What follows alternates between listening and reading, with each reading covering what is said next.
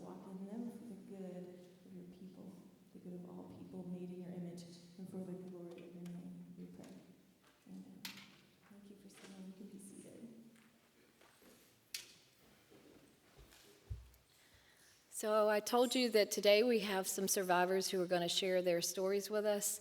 And so if you guys who are filming can move the cameras so we don't see faces, but she's going to allow her voice to be heard. And I want to welcome my dear friend Sean, who came to us about, 2 years ago now? All right.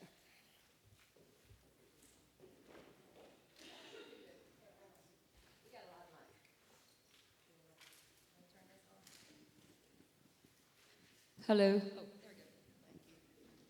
Good morning. My name is Sean, and I have been a part of Call to Peace Ministries for about 2 years now.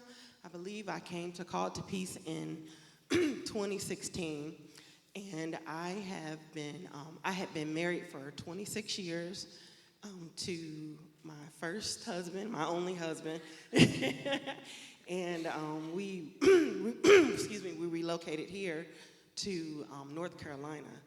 And we have 2 children in college now. And when I came to Call to Peace Ministries, I had discovered infidelity in my marriage.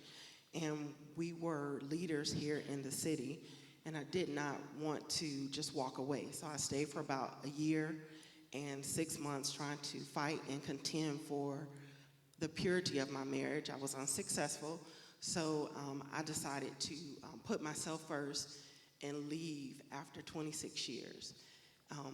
Prior to that, I had only been working at my husband's ministry for 13 years. I have a bachelor's degree in business administration with a concentration in accounting, but I was using my business administration at the church.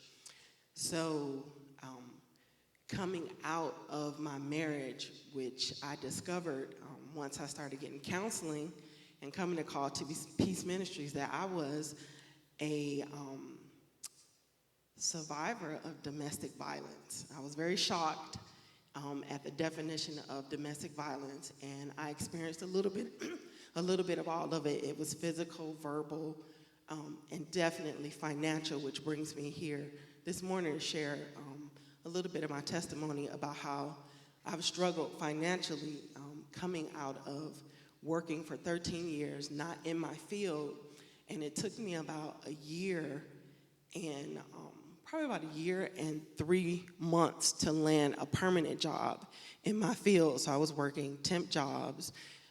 I got laid off twice, and I had to just really walk in a lot of humility and accept help from whoever would give it. My community within the congregation was very confused about what was going on because I had a story and my ex-husband had a story as well. And the people that stayed just didn't know what to do. The church didn't have a lot of oversight or leadership, so he was pretty much it. I didn't get any severance. I didn't get any financial support from this place where I had sold 13 years of my life. My paychecks were direct deposited into our joint account, and I was given $40 a week for an allowance. So when I left, they raised an offering for me under this story that my husband had told that I was taking a sabbatical. And I got probably about $1,200, so I left with $1,200, and I had to move out of my home, which was about 3,500 square feet, into a 2-bedroom apartment with me and my 2 children. And from there, I just had to really learn again how to trust God, because I had idolized this person for years and just never saw myself in that predicament.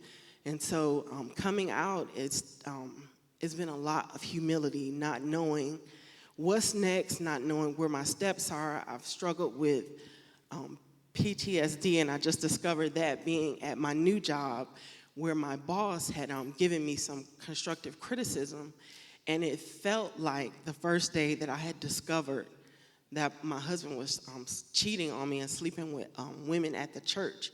And I thought that was so odd, and somebody was like, that's just PTSD. And I'm like, oh, okay, I got that too. So the financial struggle has been very challenging. I don't have family here, so there's no foundational support. It's just me and my 2 children, and having to do the best that I can, and most times not being able to support my children in college has been very challenging as well. And for the longest, probably for about 8 months or so, we battled between lawyers about alimony. And I didn't have the money to fight, so I just took whatever he decided to offer me and make do with that. So it's definitely been a financial struggle. I've had to learn budgeting, which is a great thing.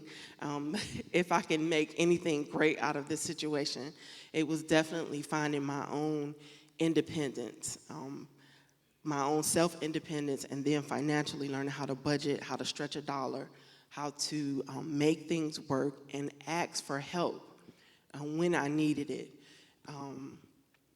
And so that is my testimony in a nutshell. Some people have given, money when they could, people that left the ministry, but it wasn't often, and it was nothing to, where I could budget from it or whatever. So I had to work. So I've worked a full-time job and several part-time jobs just to, make ends meet. But I am definitely grateful to God for everything that he has done and provided for me, and that I just want to encourage anybody that's in that predicament that you can make it. Thank you.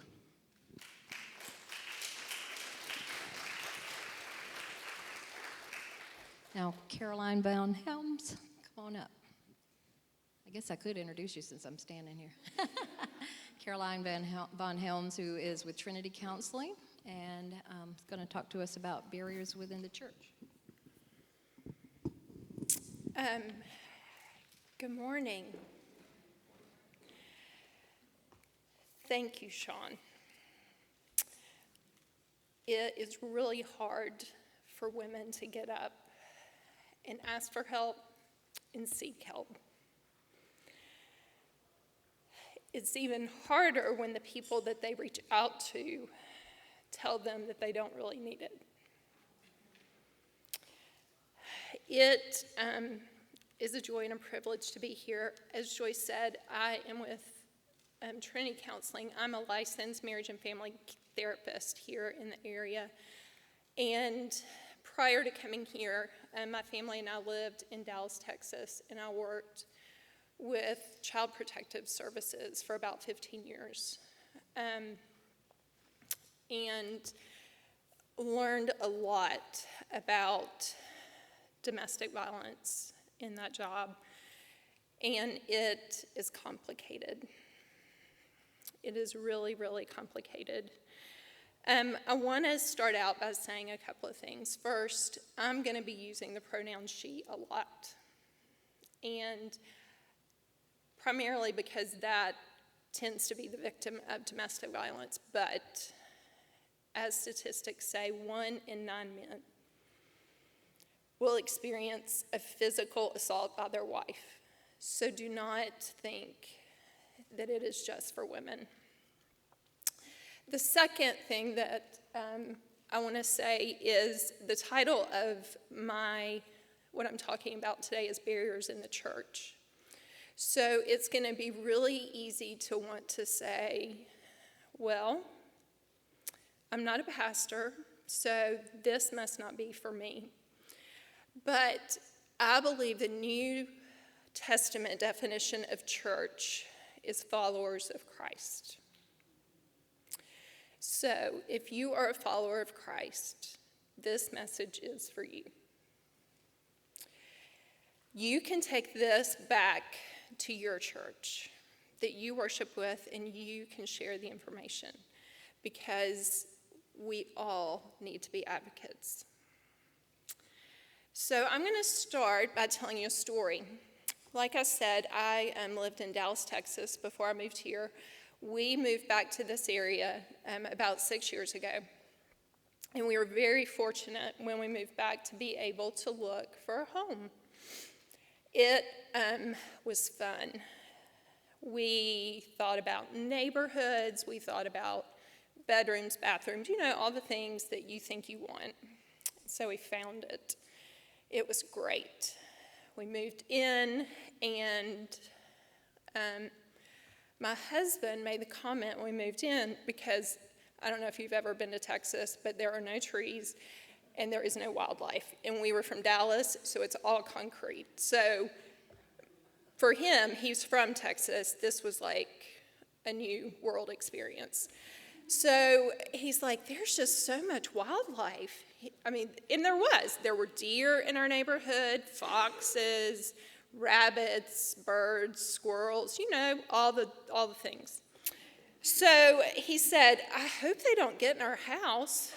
And I said, that is ridiculous, but I'm sure we'll be okay. Well, that very first winter, we woke up one morning to scratching.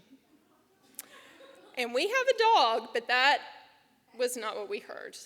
And he was like, what is that? And I was like, I don't know, I'm sure it's just outside. He was like, no, it's not. So he went up in our attic, and he was like, there are squirrels up there. And I was like, well, it's fine, they'll go away. And he was like, no, we have got to get them out. And in my mind, now I'm thinking Disney, Snow White, humans, animals, living together in perfect harmony. That was like my picture. And so I was like, it will be okay. And he took it as his mission to vacate our newest tenants. He sprayed all that stuff around the outside of our house to deter them. He was like on the roof looking for where they could get in. He had people come cut our trees so that they couldn't use it to like catapult over. I don't know. He was vigilant. He was sealing up our attic.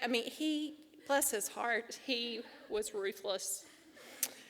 Every summer, the scratching stopped. And I would think, okay, he can finally move on. But every winter, it returned.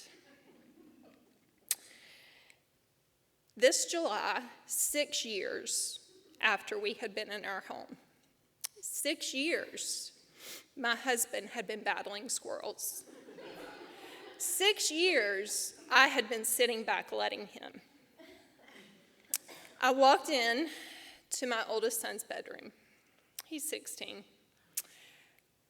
And on a Saturday morning, and it was late. I like to let him sleep in. He deserves that. And so I was going to wake him up, and I walked in his bedroom, and I was like, get up. I do not know what you have been doing in this room, but it smells horrible. Clean it. I was like, what do we live in, a barn? You need to get up and get busy. Bless his heart. He's so compliant. He did it. He washed the sheets, dusted, vacuumed, the whole 9 yards. Smelled better. That night, he was away. Got up the next morning. Didn't make it to his room. Stepped out in the hall, and I was like, that smell again. It can't be Hunter. I called my husband. I was like, do you smell that? That is so bad. He goes, it is a squirrel. I was like, stop it with the squirrels. It is not a squirrel. Move on. He was like, no, it is. I bet it died. There is a dead squirrel. And I was like, shaking my head. He said, we need to call somebody. I said, we don't need to call somebody. He said, we need to call somebody now. I said, I am not calling anyone now. The next day, it was even worse. He called somebody. There are wildlife removal companies here in North Carolina. I never knew that. And you have to be certified to remove dead animals from homes. I didn't know that either. This nice man from Hurdle Mills, North Carolina, came out to my house. He took one step in my house, had not even been in my attic yet, and he said, "This is a dead squirrel." I was like, "How do you know that?" He goes, "I can smell it. I know what dead squirrels smell like." And I said, "Okay." He then proceeded to tell me how important it was and should have been for me to get these squirrels out of my home. They carried diseases. He went up in my attic and revealed to me that they had not been living as nicely as I thought. They were not housebroken. They had torn up our insulation, eaten through wooden beams, destroyed our sheetrock. They were destroying our home. No one knew we had squirrels. Our house looked great. We had Christmas parties, small group, people were in it all the time. No idea that we had squirrels. Many times, this is our attitude towards domestic violence.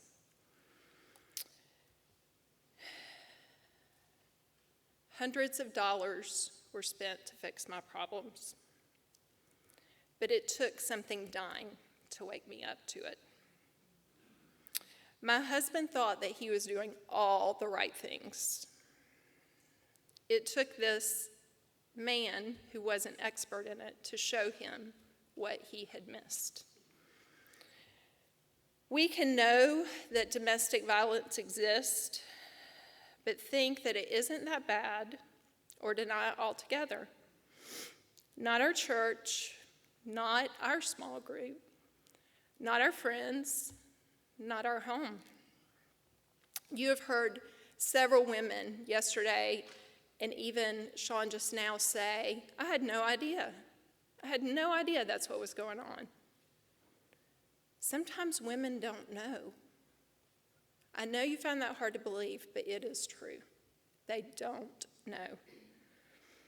Things might seem better for a while, and we are lulled into thinking that it is better. But in the end, it is destroying our churches. Because remember, churches are made of people. One of the biggest barriers in the church is lack of understanding. I'm going to read some statistics that we have heard, but the reason why we keep repeating these statistics, repetition is the best teacher. So a lot of what I've said you have heard already, but it's worth repeating.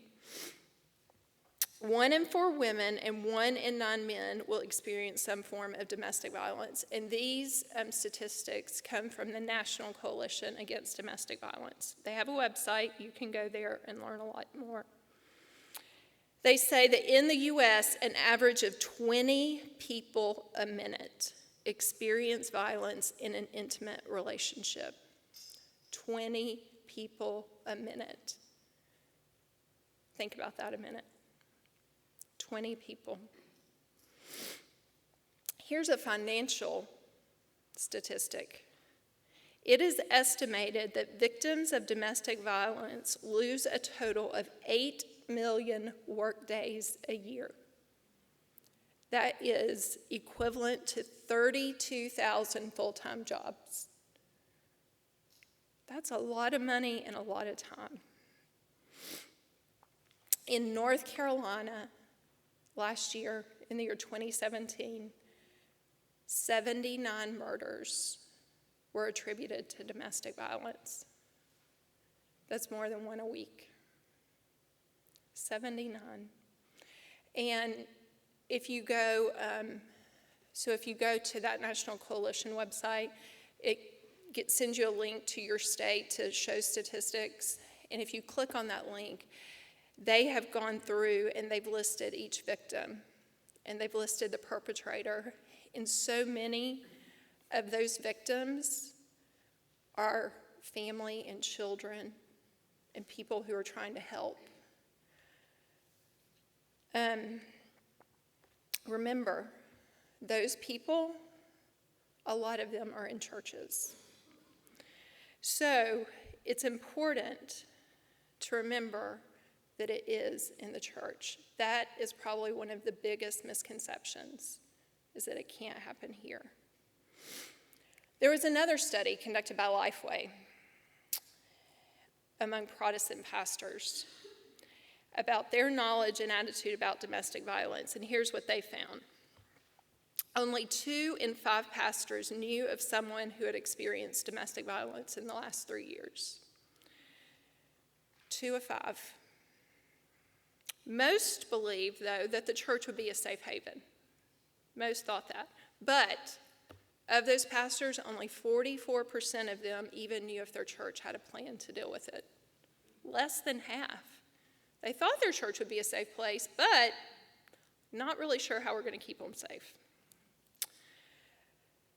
The study also found that only 43% of those pastors that they interviewed were willing to say that divorce was an option. So many of those attitudes are what create the barriers in the church. So let's talk a little bit more about understanding. I am going to give a definition for domestic violence. And this definition is kind of universal, if you will. But this is what domestic violence is. It is the willful intimidation, physical assault, battery, sexual assault, or other abusive behavior as part of a systemic pattern of power and control, perpetrated by one intimate partner against another. It includes physical violence, sexual violence, threats, emotional and psychological abuse. The frequency and severity of domestic violence varies dramatically. So I want you to think of those things not as like boxes to check of these are all the things that must be there, but as guidelines to work within. This diagram is a really popular diagram for domestic violence. A lot of people use it, and I think of it as a pie. You only need one slice of the pie to have part of the pie, right? You don't have to have every piece. In the middle of the pie is power and control. So let's look at some of these pieces of the pie. The first piece, you can't see that really well. You can't see that good. I'm sorry. So I'll go through all the pieces. One of the pieces is intimidation. Intimidation is a piece of domestic violence, and that can involve looks, gestures, throwing things, hitting inanimate objects, putting holes in the wall, slamming down plates, books. Another piece of the pie is threats and coercion. They threaten to harm the wife. They threaten to harm the children. They threaten to turn her in. This can also be where they are using scripture to bully. They can even threaten to harm themselves. And that's an interesting one, threatening to harm themselves. And the problem is with that is most women love their abuser. So they don't want anything bad to happen to them. They just want them to snap out of it, like just stop. A third piece of the pie is economic leveraging. Just like Sean mentioned, she got $40 a week in allowance. That should not be.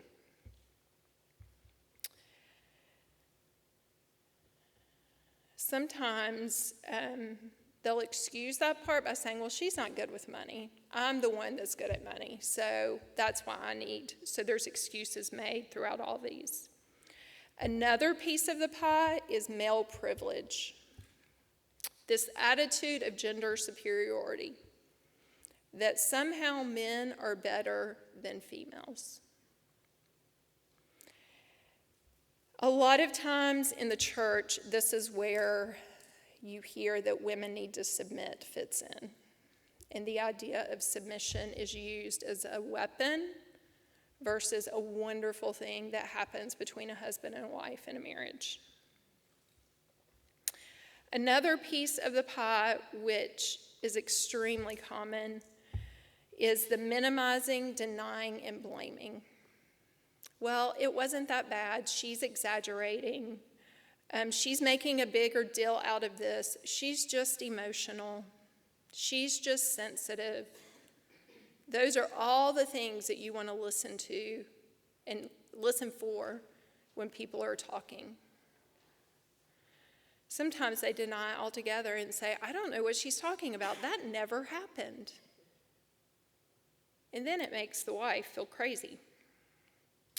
Another slice of this pie is isolation. They either don't allow them to work or want them to work so much that there's no time for outside relationships.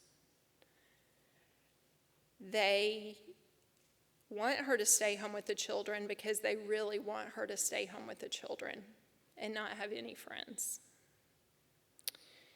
Which leads to another piece, and that is the children. They will use the children as a threat or manipulate the children to take their side. They will say sly remarks like, Mom's so stupid. Isn't she ridiculous? Don't worry about doing what she says. We're going to go do something else, undermining her authority. And lastly, the piece of the pie is emotional abuse. Name-calling, making her feel guilty, putting her down, telling her she's crazy. All of these things make up domestic violence, but they all do not have to be there in order for domestic violence to be taking place. It's a spectrum. I'm going to talk for a few minutes about patterns of abuse. And again, this can be misleading because it seems like if it's not in this pattern, then it must not be happening. But again, this isn't like a checkbox. This is to just give you an idea of what this looks like. Julie Owens is a well-known advocate in North Carolina for domestic abuse. In fact, I think she's on the board to Call to Peace. She says it really well. I'm going to read this quote from her. She says, abuse is constant. It does not happen in stages. It never stops. It just occurs in many, many different forms. Most of it is not physical or even illegal. Remember that. A lot of these things are not breaking the law. She says, it is a systematic, ongoing siege. The tactics may vary from moment to moment. Abuse may be verbal 1 minute, physical the next, always financial, always emotional, sometimes sexual. However, there is always violence, power and control being wielded by the abuser. There is always tension, although the levels may vary, and a honeymoon, a time of sweet, intimate, mutual caring and sharing based on trust and love, never follows violence. Understanding this, in this home, there is always tension. But here is what a pattern could look like. The abuser can start to get angry. Actually, my side says there's a breakdown in communication. Yes. I follow my slide. There tends to be some type of breakdown in communication. So think about this. Man comes home, and dinner is not what he wanted it to be. He told her he wanted steak. She made chicken.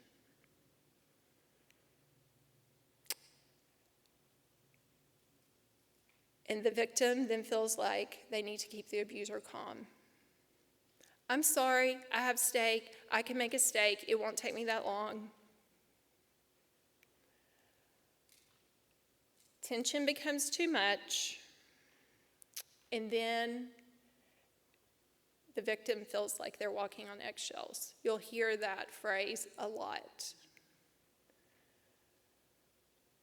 And then the abuser acts out in some way. So think about the slices of the pie that we just talked about. There's either intimidation or a threat or putting down, name calling, you can never do anything right, those types of remarks. Sometimes in this little piece right here, if there is like an extreme form of acting out by the person, they'll come back and they'll apologize. They'll be very remorseful. They'll say that they're sorry. Sometimes they even buy gifts or try to make up for how they should act. And they just blame or minimize or tell the person they heard them wrong or misunderstood. So it could have two different reactions. All of these phases can happen, or most of them can be skipped. Some abusers never apologize, some always minimize. Some never hit, and some always hit. Sometimes the tension just exists without a major blow up, and there's just emotional manipulation happening over and over and over. Because of the spectrum of how domestic violence takes place, it's easy to minimize and miss. So, in terms of barriers, lack of understanding being the first, it's really important to educate ourselves. Coming to conferences like this, reading books, is so, so important to keep at the forefront of your mind. If you have not read Leslie Vernick's book, The Emotionally Destructive Marriage, that is a bare minimum of where you should start. Get it and read it. I never chose to learn about squirrels and how they damage homes. I should have. If you Google it, there's a lot of people talking about squirrels in houses. There are great videos on Called to Pieces website. I'm going to tell you 3 you need to go watch, okay? This is the title of them. The first one is How to Help or Hurt Victims of Domestic Violence. That's the first one. The second one is Developing a Church-Wide Response to Domestic Violence. And the third one is Why Church Leaders Must Get Educated. I think most of them are fairly short. None of them is going to take a lot of time. These are videos you can ask the leaders in your church to go and watch. Send them the link. Ask them just to look at it. It only takes a small step. One of the things that, in one of these videos, I can't remember which one it's titled, but Chris Moles and Joy are speaking. And one of the things that Chris Moles points out, which I think is very, very important, is that in domestic violence, anger is not the problem. This is not just a person needing anger management classes. Anger in domestic violence is used as a weapon. It is used to manipulate the victim to do what he wants to be done. It is about using it to get his needs met. It has nothing to do with anger. So please continue to educate yourself about domestic violence so that understanding doesn't become a barrier. A second barrier is wanting to believe the best. I wanted to believe that squirrels were harmless and really could do minimal damage. That was a very costly assumption on my part. When a woman comes to you and has worked up the courage to tell you that something is wrong in her marriage, our first instinct a lot of times is to want to get both people in the room. But if a woman is coming alone, there is a reason she is coming alone. If her husband was willing to come, trust me, he would come too, or she would say things like, my husband and I really want a good marriage counselor. But if she is saying, I just don't know what's wrong with my marriage, I just feel so anxious, like I think we just need, then those are all, that is a woman you need to just talk to by yourself. But so many times we're quick to want to find the husband and put them in a room together and say, well, she says this, and that could be one of the most harmful and potentially deadly things you could do. Not to be overly dramatic, but depending on the person, it could be. So the best thing to do is to work with the person coming in and take time. Time. Let me say that again, time. Time is a commodity that no one feels like they have enough of. But when you're working with someone in domestic violence, that is exactly what it takes. I don't know if you noticed in the testimonies the amount of time that these women had to take to get out of this relationship. Just this morning, Shawn herself said she spent over a year in battles in the court. That's a lot of time. So if we're going to come alongside these women, it's going to take time. Don't rush to the solution before you've heard her story. Listen to her whole story. And please, please, please, at the end of her story, do not say things like, but he is such a great dad, or, are you sure? I'm sure he did not mean it that way. Although those statements are said in wanting to believe the best in a person, they send the message to the victim that they are not believable, and feed the story of she must be wrong or making this up in her head. A third barrier, which kind of goes along with believing the best, is feeling like we have to choose a side. And so therefore, sometimes the church, I think, feels like they need to investigate. Well, we just need to get to the bottom of this, and we need to figure out what's going on. But the church does not have to take on that job of investigating. Because here is the thing. Many women in domestic violence look really unstable. They do. They look like their husband is telling you they look. They look angry, they look numb, they look flat, they look cynical, they look resentful. They can also look fearful and anxious and depressed. So this is misleading. When women come in and look this way, sometimes churches will look at them and say, well, you just need to pull yourself together and he'll be okay. The problem with that is the church is unknowingly communicating that her resentment and fear is what is driving her husband's behavior. So what they're saying is, because you are this way, that's why your husband's acting this way. So if you'll just get together, then he'll act better. But what they're not realizing is that power and control is what has caused her fear and resentment. And the church can unknowingly get lulled into the story of the abuser that says, if they would just act differently, then I would be better.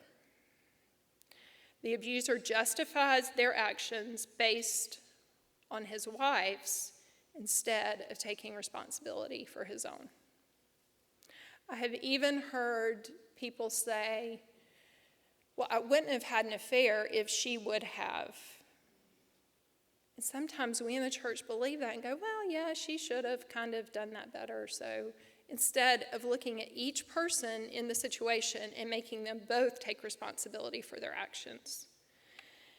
Judith Herman wrote a really good book called Trauma and Recovery. Another good book to educate yourself about domestic violence. She says it this way. In order to escape accountability for his crimes, the perpetrator does everything in his power to promote forgetting. If secrecy fails, the perpetrator attacks the credibility of the victim. If he cannot silence her absolutely, he tries to make sure no one listens. It's very tempting to take the side of the perpetrator. All the perpetrator asks is that the bystander do nothing. He appeals to the universal desire to see, hear, and speak no evil. The victim, on the contrary, asks the bystander to share the burden of pain. The victim demands action, engagement, and remembering. The church can mistakenly make a wife feel like they have to prove their abuse. Domestic violence is one of the only crimes that we tell the victim that it's their fault. We need to figure out how to support the abused and hold the abuser accountable in love. This is hard to navigate, but very necessary. A fourth barrier can be that churches are not regularly addressing this in sermons. If you were here last night, you heard Tony Merida do this perfectly. He took Psalm 146 and showed us that God hates oppression. He told us what to do about it, and he skillfully brought the text alive for us today. That is what needs to happen in more and more churches. There has been a resurgence, I guess is the word I'll use, if you will, of centering on the gospel. We must remember that the gospel starts with sin. A person has to agree that they are a sinner, that they have wronged God, turned away, gone their own way. They have to agree with that. One has to acknowledge that fact before they can move forward to the cross. The cross makes no sense if you don't understand your sin. So many times we want a woman to rush forward to forgive without holding the person that we're wanting them to forgive accountable. We are quick to accept words of apology without actions of repentance. In churches, there needs to be a more direct calling out of the abuse of power and control. We need to talk about how meeting our needs at the expense of others is sin. We need to know that it's wrong. Domestic violence can grow in intensity over time. It does not typically dissipate. If people in our churches aren't hearing that certain behaviors are wrong from people in authority, if you're not going through those indicators, like just think about taking a slice of that pie and pointing out, take the male superiority for, if you just address that in a sermon, then you're addressing domestic abuse. So, if you are a small group leader, Sunday school teacher, elder, deacon, pastor, remember to address it. Sometimes we need to hear it from experts. My Hurdle Mills, North Carolina expert woke me up. My husband tried for 6 years. Finally, someone who knew what they were talking about got through to me. So be one that speaks out. A fifth barrier is no relationship with community resources. Every church needs to know a good lawyer, domestic violence shelter, police officer, counselor. You need to know a lot. You don't have to know everything as a church. You just need to have the humility to ask for help. The last barrier is having no plan. Schools have plans for fire drills, natural disasters, and unfortunately now gunmen on campus. They have identified that having a plan is essential in emergencies. Churches need that type of plan for domestic violence. Go through the indicators. Talk about how you would handle each one. I hope that this has started your wheels turning as to how you can empower your church to think about domestic violence. Don't let the conversation stop here. Take it back to where you worship. I will never look at squirrels the same way. I hope that after this conference, you do not think about domestic violence the same way. I want to close with a prayer, and ironically, I think this is the same prayer that Tony used last night. I found it in the Book of Common Prayer. I'm an Anglican in the closet. So let me close with this. It says, I am not sure, Almighty God, who created us in your image, grant us grace fearlessly to contend against evil and to make no peace with oppression, that we may reverently use our freedom. Help us to employ it in the maintenance of justice in our communities and among the nations, to the glory of your holy name, through Jesus Christ our Lord, who lives and reigns with you and the Holy Spirit, one God, now and forever. Amen.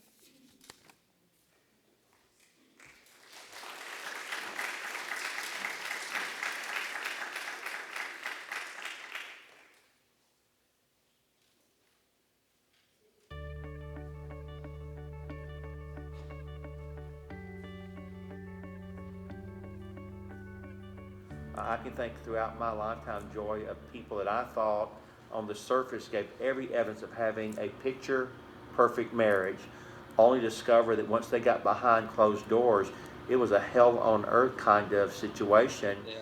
And she was at the point of almost suicidal. She had no worth.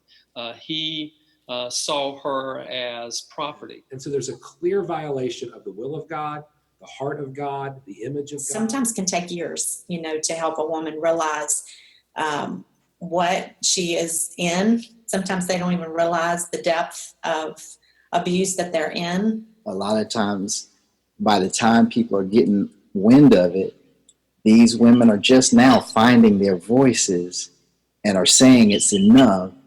And they're quite frazzled when they make that first plea.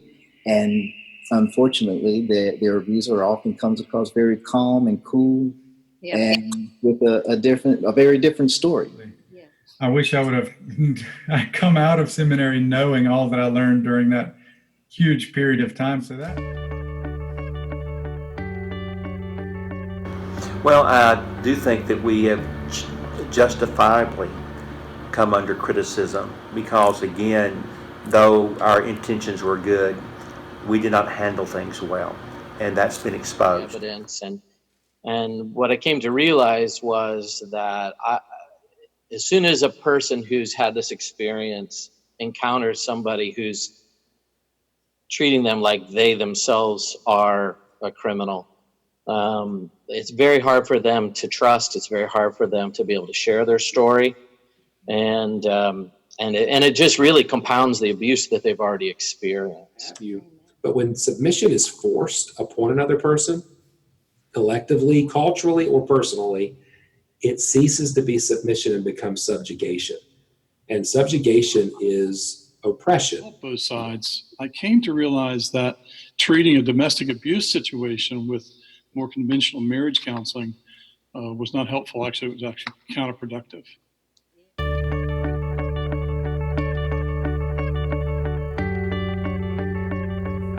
1 in 3 is a third of your congregation that could potentially be dealing with something like this. So this is not a one-off. This is not rare.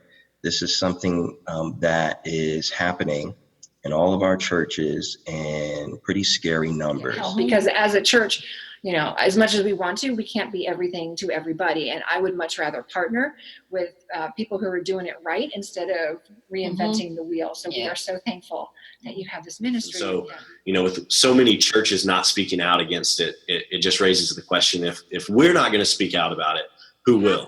We have to educate ourselves. We can't just, you know, maybe put our head in the sand and say, oh, this isn't happening in my church. And the statistics, I would beg to differ. I think everybody that is going to touch counseling at all and church ministry at all, because it is more prominent in the church than you would ever believe, you need to get trained in this.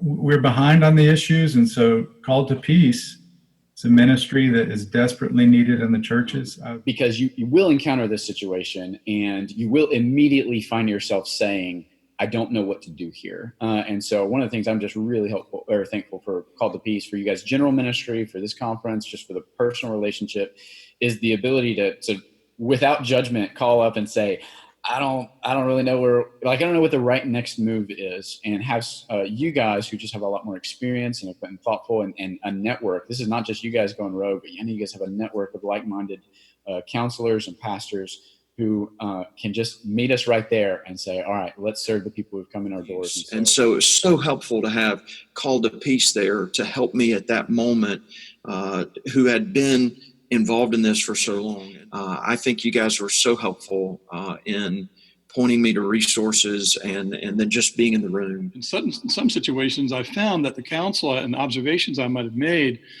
about a spouse or woman, the wife, were actually, my observations were used or weaponized when I wasn't there, and it actually gave ammunition to an abusive man. I think that's where you entered the picture, and you were very helpful to a lady, and we appreciated that. And as a result of that meeting and a couple of others, then we were able to put forward a plan.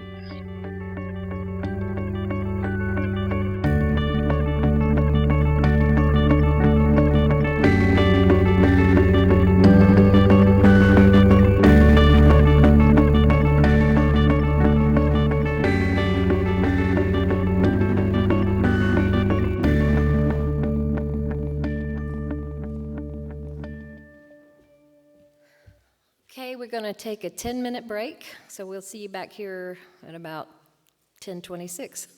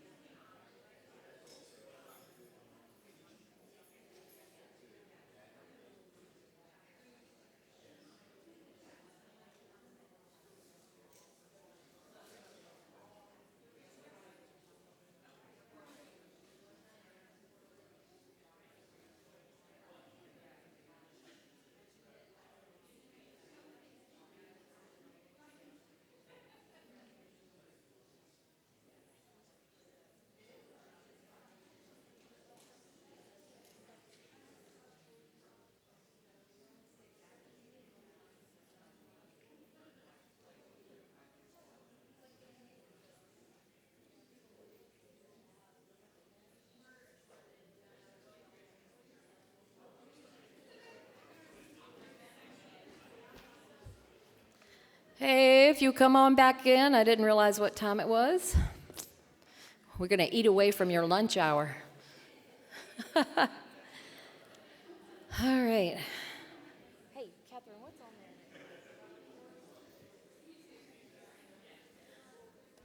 there? Hello, hello, hello, hello. We're going to get started again. And we're going to start with a testimony. I've got a survivor story, but I got to get her in here because I do not see her. I need somebody out there see Sherry? Oh, blah, right there in front of me. I am so sorry, Sherry. You're too close. It's like you can't see the forest for the trees. It's a good analogy of domestic violence. So. Okay, so I just hope you guys appreciate this one. We can film. You don't have to turn off the video. She's willing to show herself. And I've known Sherry for at least since 2007, so 11 years. And I've watched her. This is a woman of faith who's found herself in some bad situations, and she's just going to come and share her struggles.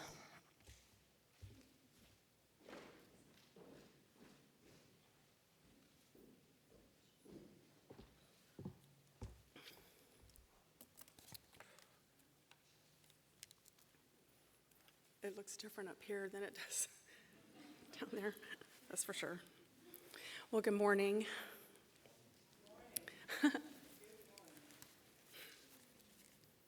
Excuse me. Joy contacted me a few months ago and asked if I'd be willing to share with you about a current situation that I'm in. I agreed in hopes of bringing awareness to those challenges that one faces while trying to recover from an abusive relationship, and my focus today will be on the financial aspect. But first I want to start off with sharing a story that I read in Diane Langberg's book, Suffering in the Heart of God. Miss Langberg was in Ghana for a conference against violence to women and children. And while there, they visited the Cape Coast Castle. It was a place where hundreds of thousands of Africans were forced through its dungeons and through the door of no return onto slave ships. There were 5 dungeon chambers for males, and descending into the darkness to one of those dungeons, she felt claustrophobic. 200 men, shackled and chained together, lived in that dungeon for 3 months before they set sail across the Atlantic. They stood in one of the male dungeons listening in the darkness to the whole horrific story when the guide asked, "Do you know what's above this dungeon?" And they shook their heads no. And he said, "The chapel." Directly above 200 shackled men, some of them dead, others screaming, all of them sitting in filth, sat God worshipers. They sang, they read scriptures, they prayed, and I suppose they took up an offering for those less fortunate. The slaves could hear the service, and the worshipers could hear the slaves, though there were those that were making them behave so as not to disturb church service. This took my breath away the first time I read this. The evil, the suffering, the humiliation, the injustices were overwhelming. And the visual parable is stunning. The people in the chapel were numb to the horrific trauma and the suffering beneath them. This is not the heart of God. Who do you know that is shackled with overwhelming circumstances, who has been abused? Any abuse. Only to look away because it isn't pretty. It's messy. It disrupts the status quo of our worship, the way we want it to look. Who? Well, please allow this to resonate with you as I share my story.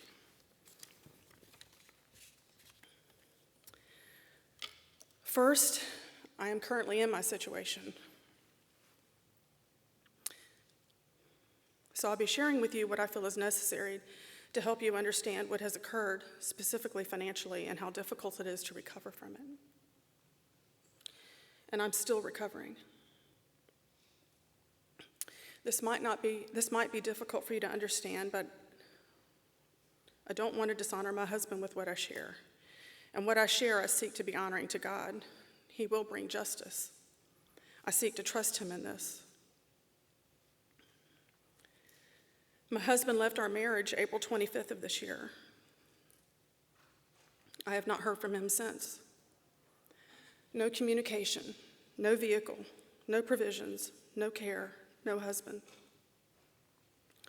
The events leading up to this past April were traumatic. Last year, we had a crisis that led him to leave from May through November, but we had communicated daily, were together most every day for dinner, and attended church together. We started church counseling in September and did so for almost 6 months. And I'm actually very grateful that he took that time to counsel with me.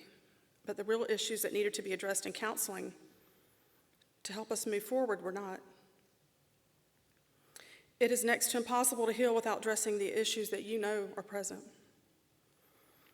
We were both frustrated. It was counterproductive for us, and I believe it actually hurt our situation. And I would give anything to redo those 6 months.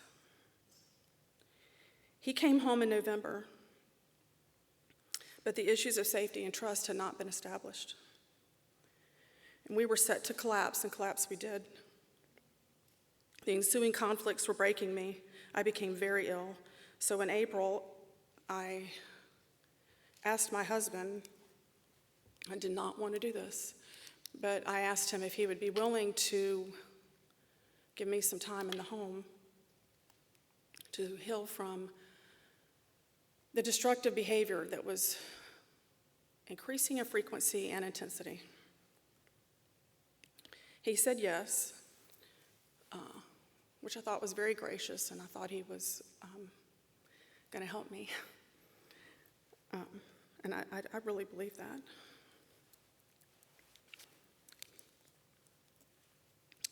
I thought it could work, and I wanted it to work. Instead, when he left, that was it. Yet that very day, he had told me he had loved me a couple of times, and I believed him. But it's apparent that it was not a marriage out of mutual care or partnership. The most painful part of all is the emotional aspect, the abandonment. The most devastating part is the financial aspect. Left with absolutely nothing, he cut off all communication, all finances, all access to my vehicle that he had bought for me, but the vehicle was in his name. And since then, he has purchased a truck for himself as well. Days upon days turned into weeks, and that turned into months, and that turned into today. This leaving me with absolutely nothing. So after a couple of weeks of engulfing silence, I began to realize the situation I was in. On many occasions, I cried out to God and asked him why. Perhaps I shouldn't ask why, but I did. I asked him if he was aware that I'd been left completely abandoned, desolate. Of course he was aware. I did know that God was with me. I knew this clearly, yet the pain inside of me became so loud that I thought I wouldn't make it. I asked God, who does this? And his answer was, sinners do, Sherry. The struggles I faced was moving. How do I move and secure housing without finances? How do I get a job without a vehicle? How do I get a vehicle without the funds I would make from the job? And even so, it still takes time to save up for such an expense. How do I successfully market myself at a job interview when I felt so numb and detached from myself? How do I recalibrate when I feel like I have nothing to recalibrate with? Left to wonder if my marriage is over, all of this occurring at the same time. I reached out for help, and so many have helped me.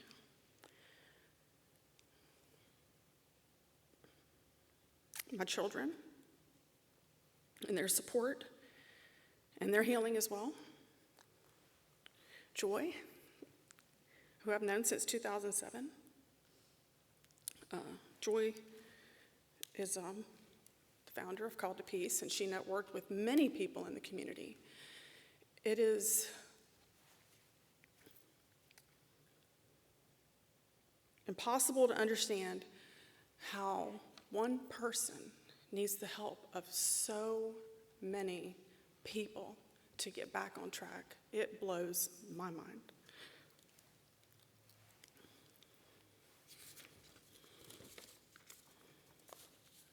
I had women from a Bible study group and my small group at church that helped. And then I want to move on to the church. I would like to ask pastors, counselors, lay leaders to consider how you would want help if you were in this situation or someone that you deeply cared for. It is possible for this to happen to you. A drowning person needs imminent assistance. If one is drowning and the circumstances are pretty much all they see is that they're going under. But the perspective of one not drowning is the perspective to see the options available to save a life and to act on those options. I was told to go to my small group, a different small group, and people become overwhelmed. The person you think that you share your story with is safe, and they tell other people, not thinking that that was going to happen.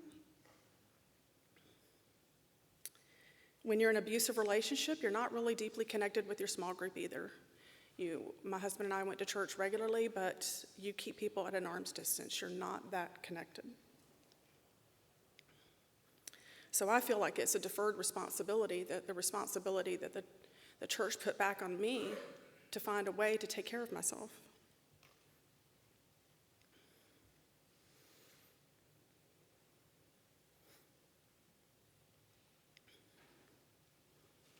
My situation was a mess, not a pretty mess, but Jesus steps into our mess and helps us right where we are. This is the work of the church. So in closing, I would like to make an appeal to Christian institutions, to pastors, lay leaders, counselors, and to people helpers. I would like to graciously implore you to please listen when a woman or man comes to talk to you about their abuse. Listen to hear the hurting above the worship, to be willing to see the pain beyond the walls of the sanctuary. Please do not give one-size-fits-all answers to every marriage that is in conflict. We are not all the same. It takes time to open up about things that we feel bring shame and potential judgment.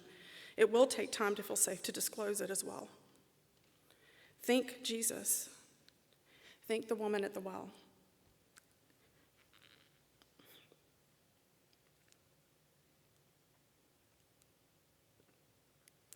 Did anyone need to have a better reason to feel shame than her? Yet in her defense, Jesus spoke for her. He saw her need. He said, "He who is without sin cast the first stone." May the church have grace to hear and wisdom to lead. Speak. In Proverbs 31:8, this was stated last night, "Open your mouth for the mute, for the rights of all who are desolate." Consider speaking up for someone. Provide tangible help. This promotes justice for the oppressed. Consider defending the poor and needy that are in your congregation every single week. Consider the opportunities that are there to show the love of Christ and possibly save a marriage. And in so doing, save homes.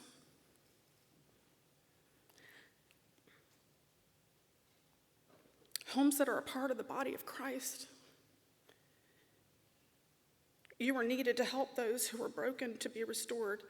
It is possible, and may it begin with you. And for the oppressed, Psalms 94:14. For the Lord God will not forsake his people. He will not abandon his heritage. Thank you.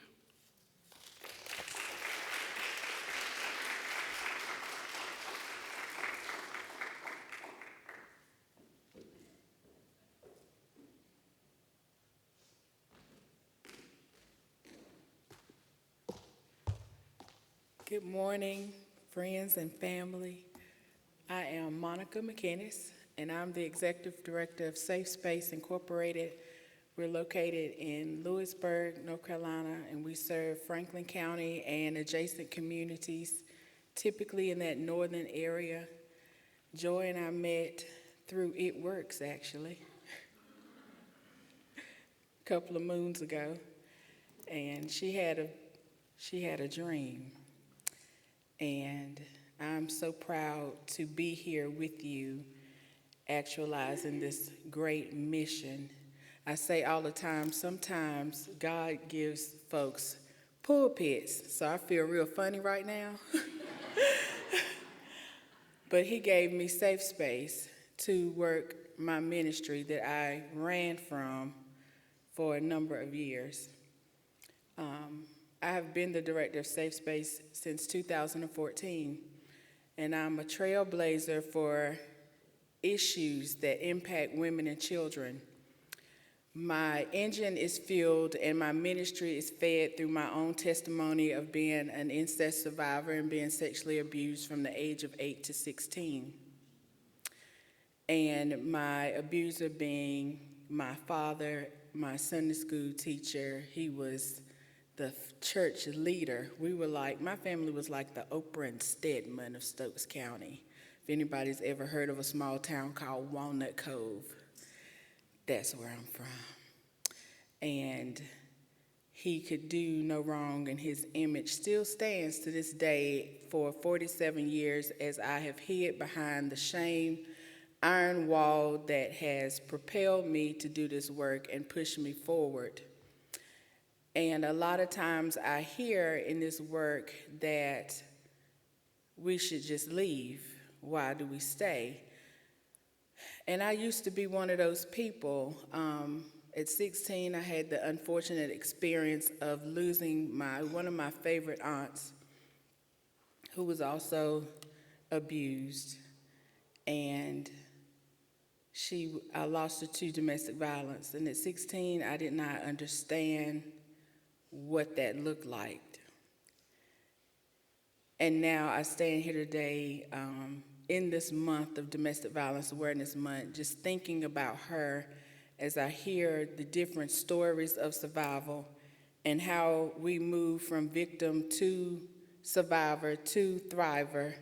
So I'm standing here thriving today with the memories of my aunt, the memories of my own lost childhood, the memories of many friends and families, the memories of even making poor choices in my own relationships and seeking validation and affirmation within a relationship with a man. Because as women, we're not taught to run businesses. We're not taught to be independent and strong. We're taught to take care of that family, teach those children, educate the generation, and sacrifice and deny yourself in the midst of all that you do for your family, your church, and your community. And so undoing some of that has been a great task. But in the midst of all the domestic violence that occurs, I want to talk just a few moments about the financial abuse. And it's very interesting how the first survivor talked about not having access to funds. That is some of the most profound reasons why victims stay, is because of the financial abuse. And it can be as subtle as giving an allowance of $40 a week. Milk is $3. What are we going to do with $40? It can be as subtle as checking the odometer on your vehicle to say, how far did you go? I know it only takes 15 miles to get Johnny from home to school. You drove 16.5. Where did you go? It can be so powerful that you are a mother of 7 and you are in a house with no lights and no water, yet your perpetrator has a path from your house to his and shows up every day with verbal threats of intimidation, even pulling a gun and pointing it at your head in front of your 2-year-old child. So my question that I often ask is, I left, now what? And the financial barriers that impact victims of domestic violence is so significant because you are talking about a class of women who North Carolina says it would be 2026 before economically women are paid at fair rates compared to our male counterparts. So that in and of itself lets us know we have a problem when we start talking about victims just leaving. A victim leaving is at the greatest risk of homicide even after she leaves for 18 months. And if it's a gun in the house, she is 5 times more likely to be killed by her intimate partner. So I say we have a problem when we start talking about leaving. Because as a woman who had to make the decision, do I leave or do I stay, I had to think about, where am I going? I'm in this community. I don't know anybody. I'm by myself. He is stellar. This is his home. Where do I go? Who do I turn to? And that's why it is important for us to think about in our giving, whether you support Joy, Safe Space, Interact, think about the financial barriers that people face. The statistic says in 99% of domestic violence situations, the reason people stay is because of the financial.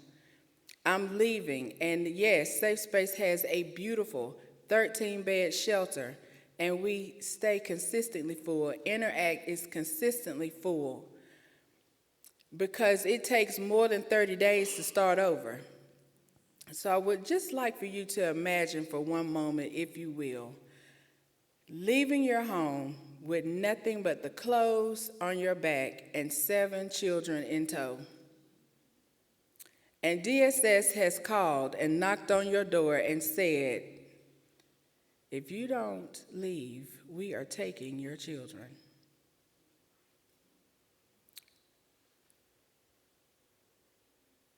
As a woman and as a mother, taking my cubs is like taking my life. So sometimes I'm forced in this journey toward sanctity and safety to make a decision to go into this shelter where there's community living and I don't know anybody and there are other people that have children and my children are traumatized because even though they've witnessed all of this abuse, that is home. And so we have to think about that when we talk about just leave, just go. I have been unemployed. I've never had a job. And I'm speaking in the voice of the victims that we serve at Safe Space. I've never worked. I survived in a home for 1 year without utilities. But my children went to school every day unnoticed. And then this great place called Safe Space makes space for me and calls it home. But I know I can't live here forever. And so for us at Safe Space, we don't put limits on how long you can stay because we try real hard to wrap our services around our victims so that when they leave, they are empowered. And it is a choice of empowerment because sometimes going back, you have the finances. At Safe Space, we provide all the food. We provide access to clothes. We even have a thrift store where they can go shopping and get anything they need. But that doesn't take away from the psychological damage of having to be in a place that is not your own. And trying to get from shelter into permanent living in North Carolina. Have anybody checked the rent market lately?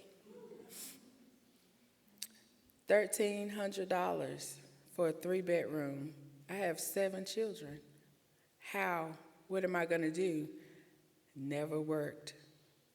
So we have to take, when we're talking about leaving and where do I go from here, we have to consider not just, here's this great emergency shelter and you can come here and stay and be safe. We at Safe Space really had to start thinking about what does this look like? Because affordable housing in Franklin County does not exist in safe places. So I'm middle class and I'm used to a certain standard of living.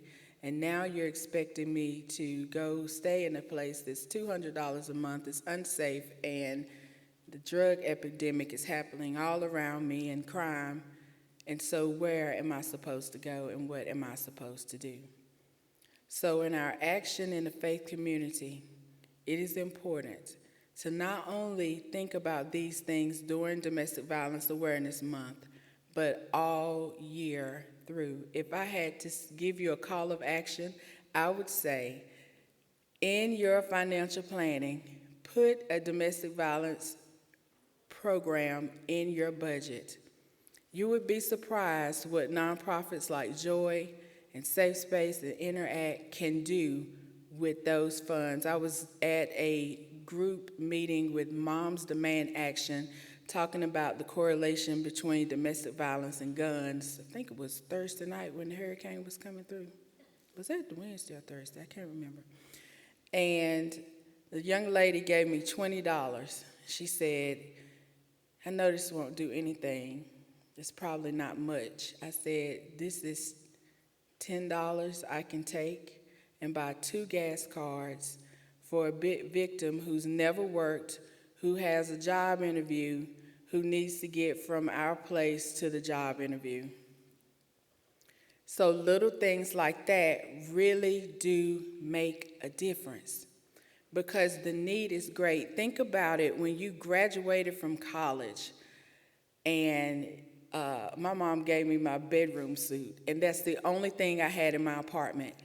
It was my bedroom suit that I'd had since I was like in high school, and I had to start over, and I had to figure this out, but I was fortunate because I was educated, and I had the resources to go to therapy and get the intervention work I needed to raise my consciousness out of being a victim. Think about a person that does not have that support. Think about that person that has been, just dating online is real powerful these days. So folks are meeting Mr. Right online and relocating and finding out that Mr. Right is not so perfect. And so we're having to use funds to transport folks back to where they came from so their support systems are in place. It is domestic violence isolates you from reality, and it becomes your reality. And it takes a lot of work, and that's why the faith community is so important in understanding this dynamic, because we seek refuge in the church. Hear am I, O Lord, as I am. And so we ask you today to think about these financial barriers that keep coming up, how women leave everything, and the powerful statement you indicated where we want to push folks to forgive, but there is no accountability. It is not a crime for my husband to keep me from having gas. It's not a crime for him not to be motivated to get a job and I take care of everything in the house. And some of us might not see that as abuse, but it is, because you have to stand on your own without the resources that you need. And so when we look at shelter, I say all the time, we don't need another shelter. We need housing. We need transitional housing. We need our churches to push forward and start buying up some of this land and build some transitional apartments and build some family resource center that considers trauma recovery for our children, because they are our next generation. And the church, I don't know who said it, does not exist in a box. It is all of us who believe in God as a higher power, whatever we name it and claim it to be. But in the midst of all faith is an action step called faith and hope. And it is up to us to come out of these walls and get back into our community and give our time, our resources, our money to nonprofits in the community that are making a difference. Because the financial barriers victims of domestic violence face are huge. We partner with Wheels of Hope because we have women who do not have cars, And you cannot expect a person to maintain a job without a vehicle. We have people in our community that have donated vehicles to us, and we donate them to our clients, and our agency will pay the insurance for a year. We were fortunate to be able to partner with the North Carolina Coalition Against Domestic Violence. They started a financial empowerment program. I was clueless. Listen, I came out of for-profit doing early childhood education. So for 4 years, I've been on a huge learning curve.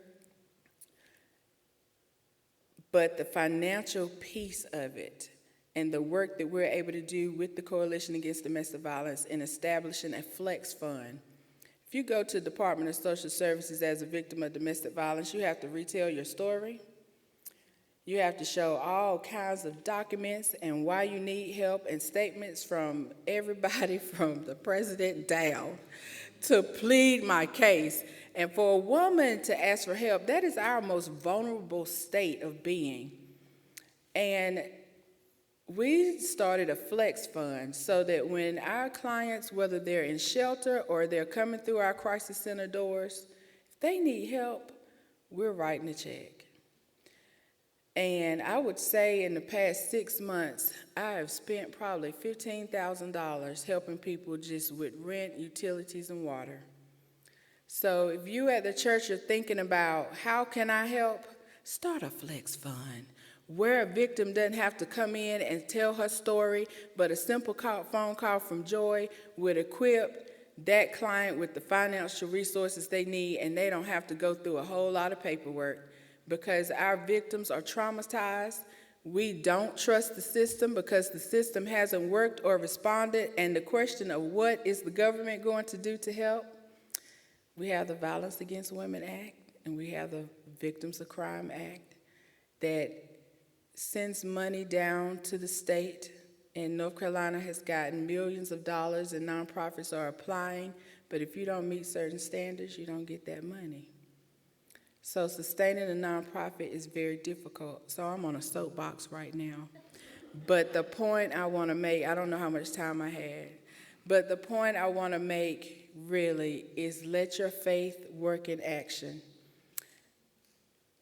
Don't not only hear this awesome word today, but tomorrow make a plea to your pastors, your deacons, your trustees, your bishops, that we need some intentional work around this issue. It's a public health crisis. When you talk about 1 in 5 women and 1 in 9 men, and men don't come forward because they're ashamed, and it is embarrassing for a man to come forth and say, I'm being harmed by my partner or my wife, or however the ball rolls, and we want to equip them also and know that you are not alone in this plight. We are here for you.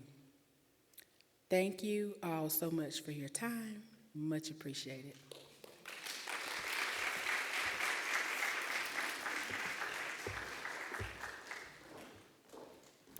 Okay, we all have another survivor story, so if you could turn off the video part, we'll have audio only.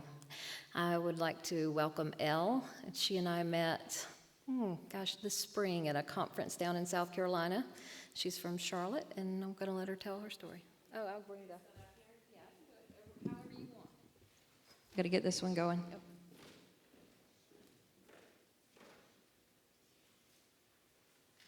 Thank you.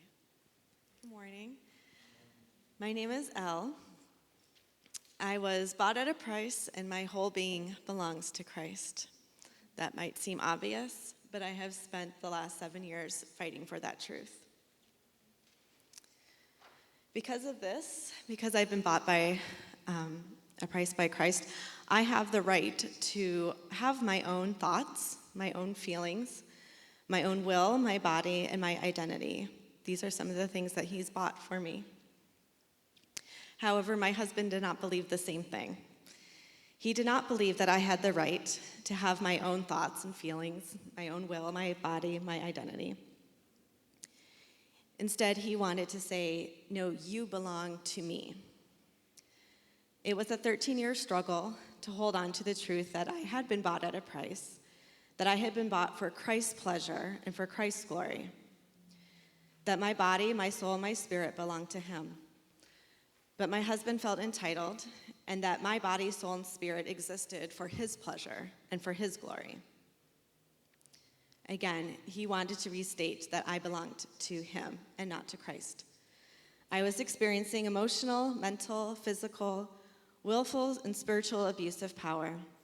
My personal power was attacked for those 13 years, and so I finally separated on February 11th, 2011.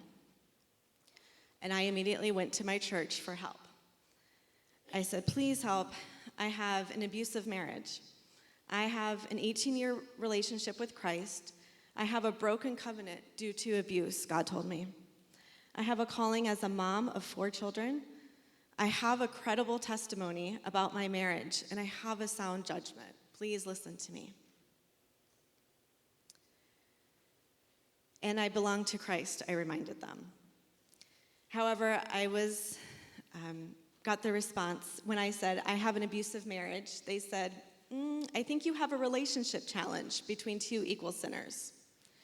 When I said, I have an 18-year relationship with Christ, and I'm telling you, God told me that I have a broken covenant due to the abuse of my husband.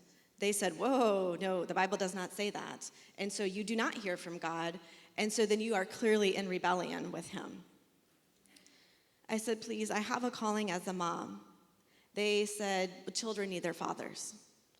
I said, I have a credible testimony about my marriage, and it was very clear that I needed a male advocate to corroborate my testimony. I said, I have a sound judgment, please believe me. Oh, I'm sorry, I also said, I need to seek legal justice and help. And they said, no, a Christian should never pursue court. And I said, please believe me, I have a sound judgment. And they said, do you really? Are you perhaps too emotional? Are you perhaps too dramatic, too bitter, too prideful, maybe too unfaithful, too controlling? The church reminded me that I do belong to Christ, but through my husband and my church. I reminded them that Christ alone saved and bought me, and so I belong to Christ. So I had my personal power attacked at this point in 2011, my moral power attacked. And so I turned to the next level of help that I could find. I turned to the family court professionals. These would be people like lawyers, counselors, therapists, evaluators, coordinators, guardians ad litems, judges. For the first 2 years post-separation, I had full custody of my 4 children. They were 11, 9, 7, and 5 at the time. I had been a stay-at-home homeschooling mom. I did not have a degree. At this initial time of separation, these first 2 years post-separation, I was receiving child support and post-spousal support. I turned to these family court professionals trying to say, please help, I have a relational, a power, and an injustice problem. I told them some of the things that I had experienced. I have to co-parent with an abusive personality disordered ex and his toxic enmeshed family. My ex and his family tell the kids that I don't love them directly. A smear campaign initially, over and over. I don't love them anymore. I'm selfish. I'm not safe. I'm a liar. I no longer love God. God is angry with me, and so much more. My ex continually violates the court order. This is during the first 2 years. I can't effectively homeschool if the kids are told that they can disobey me. They don't trust me, and so I have to put them in public school. My kids throw tantrums over anything in this time. They threaten that they will only obey if I agree to their dad's demand for 50-50. My ex is teaching and encouraging my older boys to spy on my social media account and my email. My kids get triggered from 2011 incredibly traumatic custody exchanges, and they need trauma therapy. My ex and his family send slanderous emails to friends and family. They scream at me. They've called me names in public settings and in front of the children. My ex ignores advice from family court professionals, and he does what he wants. He half apologizes, half blame shifts, and charmingly promises to comply, but he never does. My ex revs up the children before counseling appointments, so they deliver the message to the counselors that he wants the counselors to hear, and so thereby sabotaging their healing. My ex even gets sentenced to jail for contempt. but has it immediately suspended in a last attempt to give him yet another chance. My ex continually violates the court order by disparaging me to the kids, and I'm given a new counselor and a new judge. And this new counselor recommends 50-50 custody after only spending 2 months on the case and refusing to listen or look at any information prior to her involvement. So the next 2 years post-separation, I now have 50-50 custody. I am receiving child support, but in an attempt to lower the disparaging, the alienation, I give all other money that I have been awarded. I give back the house, I give back post-spousal support, I give back 401k, anything to help try to lower the abuse that I was receiving at that time. My ex and his family threatened to take the children completely away from me.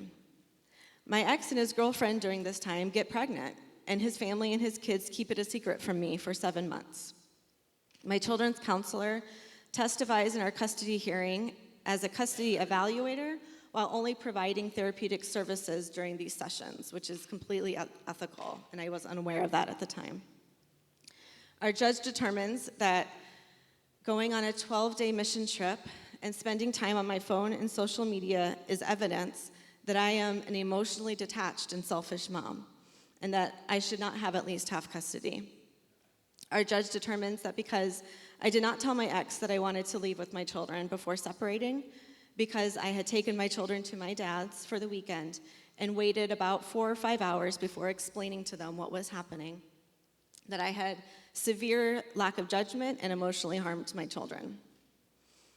My ex brings my children, at this time, ages 15, 12, and 8, to court to testify against me. There are no allegations of abuse or neglect, substance abuse, something that may warrant the need to have the kids removed from my care. It is just a continuous, vague, I'm just selfish, they're not comfortable around me, they want to be with dad. The judge determines, because I switched from seeking 50-50 to full custody during this custody trial, that I am disingenuine then in my testimony. However, I had switched due to my ex's plan to marry his girlfriend, which I found out at the last minute.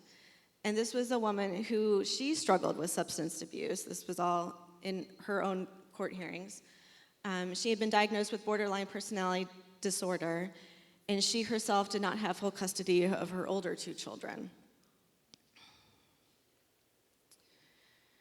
However, the judge awarded my ex full custody, which was shocking.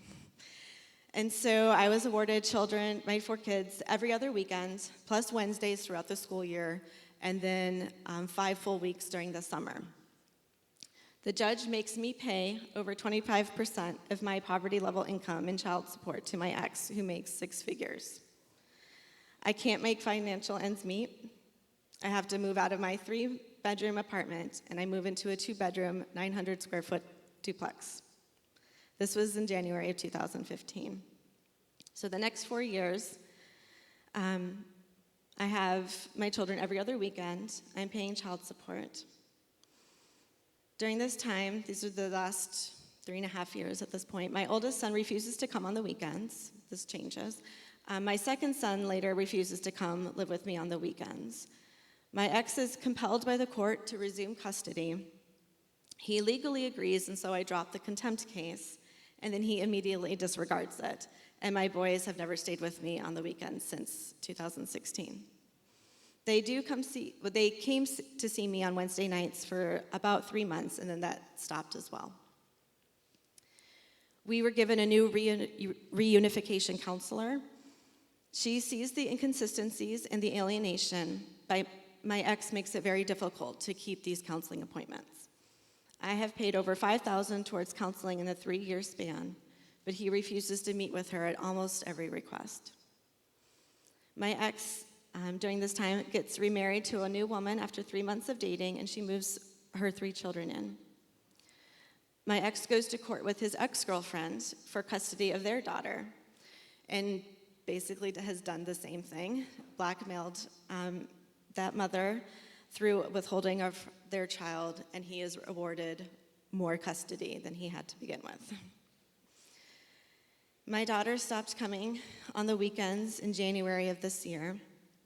The judge responds by actually putting more responsibility on her than on her dad. And no matter how many times I have filed for contempt or tried to get heard in the last couple years with specifically regard to my children not coming, which is not what the court order says, court is constantly delayed. I just cannot get back in. When I went to these family court professionals, I think I said, I went in naively thinking, I have a relational problem, I have a power problem, I have an injustice problem, please come and help. But what I got met with was, great, we'd love to help you. We help with legal and coping skill problems. Sometimes we think we help with relational and justice problems, but we often don't. And most of us aren't actually properly trained to help with domestic violence problems. So first, they of course said, if you want us to help, no problem, but be aware it's going to require tens of thousands of dollars at minimum. A high conflict divorce, if you're going to go all in, you are the ones that are heading up around that $100,000 mark. Second, a high conflict divorce is going to require most of the family court professionals that are available. Also, that's partly why it costs so much, but you also likely have to engage in this legal sphere then until your youngest is 18. They often, what I have heard was, we do believe high conflict divorces have issues, and really it's a co-parenting issue. So if we can educate and offer communication and co-parenting skills, then great, problem fixed. And it's not our job to figure out the truth. It is just to support coping and relational skills. So sometimes we think that counselors or some of these family court professionals, that it's their job to kind of investigate and figure out what's really going on, but that is nearly not the case. Again, another thing that family courts, like a lawyer, can do is we can file motions for custody and child support and restraining orders, but I think, like it's been said before, a lot of what's happening are not really crimes, so it limits what they can do. And I got met with, we do not like to go to court to allege abuse or parental alienation. We don't like it, it's controversial, so we are basically just not going to do that, so let's focus somewhere else. And there are significantly more high conflict divorce families than judges. So it takes months and sometimes years to get heard in court. They would rather us try to settle outside of court. So basically the last 7 years I've had my personal power, moral power, and legal power attacked. And honestly, at this season of my story, I've lost at this point. I'm almost done. Each of these relationships and spheres of life, the marriage, the church, the courts, has been a battleground for power. And each had the potential to have the power of Christ unleashed into these domains for good to actually conquer evil and peace to settle the quick chaos, because I could have brought the power of Christ within me into these battlegrounds. But when we don't support women like me in these battlegrounds, then an opportunity is lost for the power of Christ to be manifested, because our power to be a blessing to families, to our churches, and to the courts, it's constantly restrained. Supporting women like me can restore our earthly powers so that we can be more influential conduits of the heavenly power right here on the battlefields that are being waged every day. I meet women every week with these kinds of stories. This is a spiritual strategy of advancing Christ's kingdom on earth as it is in heaven, and yet we stop this every day when we do not support and we do not help restore power back to the abused. So in closing, I just want to say, if you are a survivor, or if you're a friend of a survivor, if you are a pastor, if you're a counselor, if you're a family court professional, or any other position that holds some level of power with regard to the survivor, then I want to encourage and challenge you. You have been given a warrior role to really help advance the order of heaven and to be able to recalibrate the power and restoring peace here. When you've lived in a lifetime of chaos and oppression, then you know how sacred a calling this is. So please, I just want to encourage you, embrace it. Seek out how you can grow even stronger in this battle. And let us survivors help you. We've kind of rocked learning how to get really strong and brave at this point. And we have some pretty awesome devil-slaying, butt-kicking moves that we would love to share. I am a survivor of earthly powers being attacked and stolen and destroyed. But I am more than a conqueror.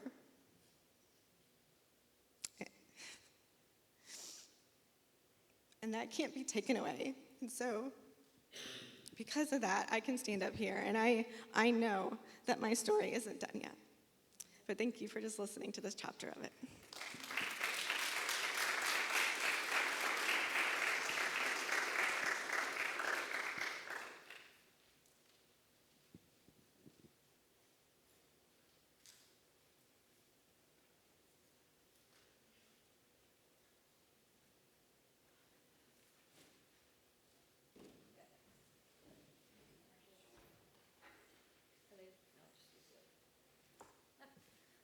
So now we have Tiffany Lesnick, who is an attorney here in the Raleigh area and also a survivor. Can I say that?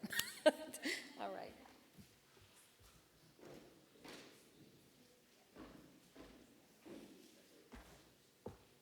Okay.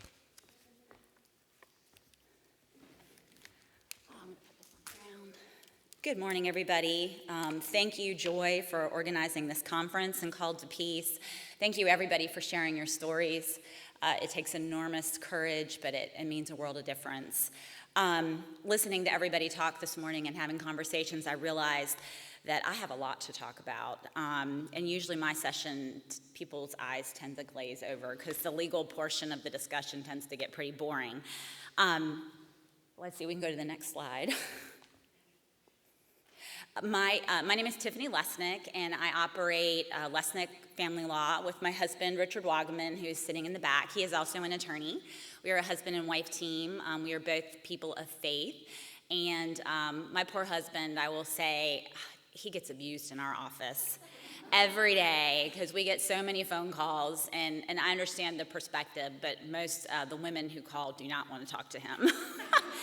But I will tell you, he detests domestic violence in his heart. He detests it. So he understands domestic violence. He's a wonderful attorney. So if you happen to call our office and he answers the phone, he's a great person to talk to. And he's a wonderful, wonderful man. There are cards on the table outside. We do offer free consultations.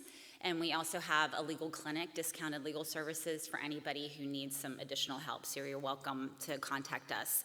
I didn't put this in my slide, but as far as, and the lady who just spoke, as far as legal fees are concerned, there is no reason you should be paying $100,000 for legal fees.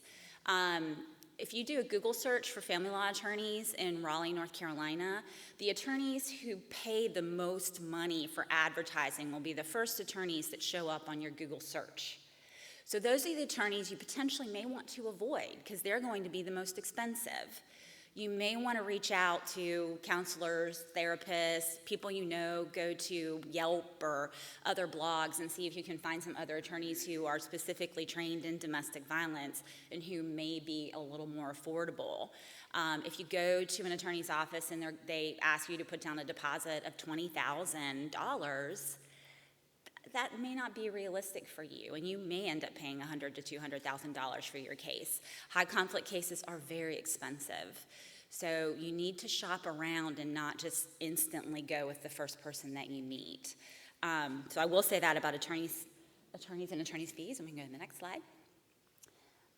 So one of the important things, we can have a raise of hands, how many folks in here are in the helping professions, like pastoral care, therapy, legal? Okay. So one of the best ways you can help your clients, and one of the best ways you can help yourself if you're a client, is having knowledge. So knowledge is power. And know what resources are available within the community. We can advance to the next one.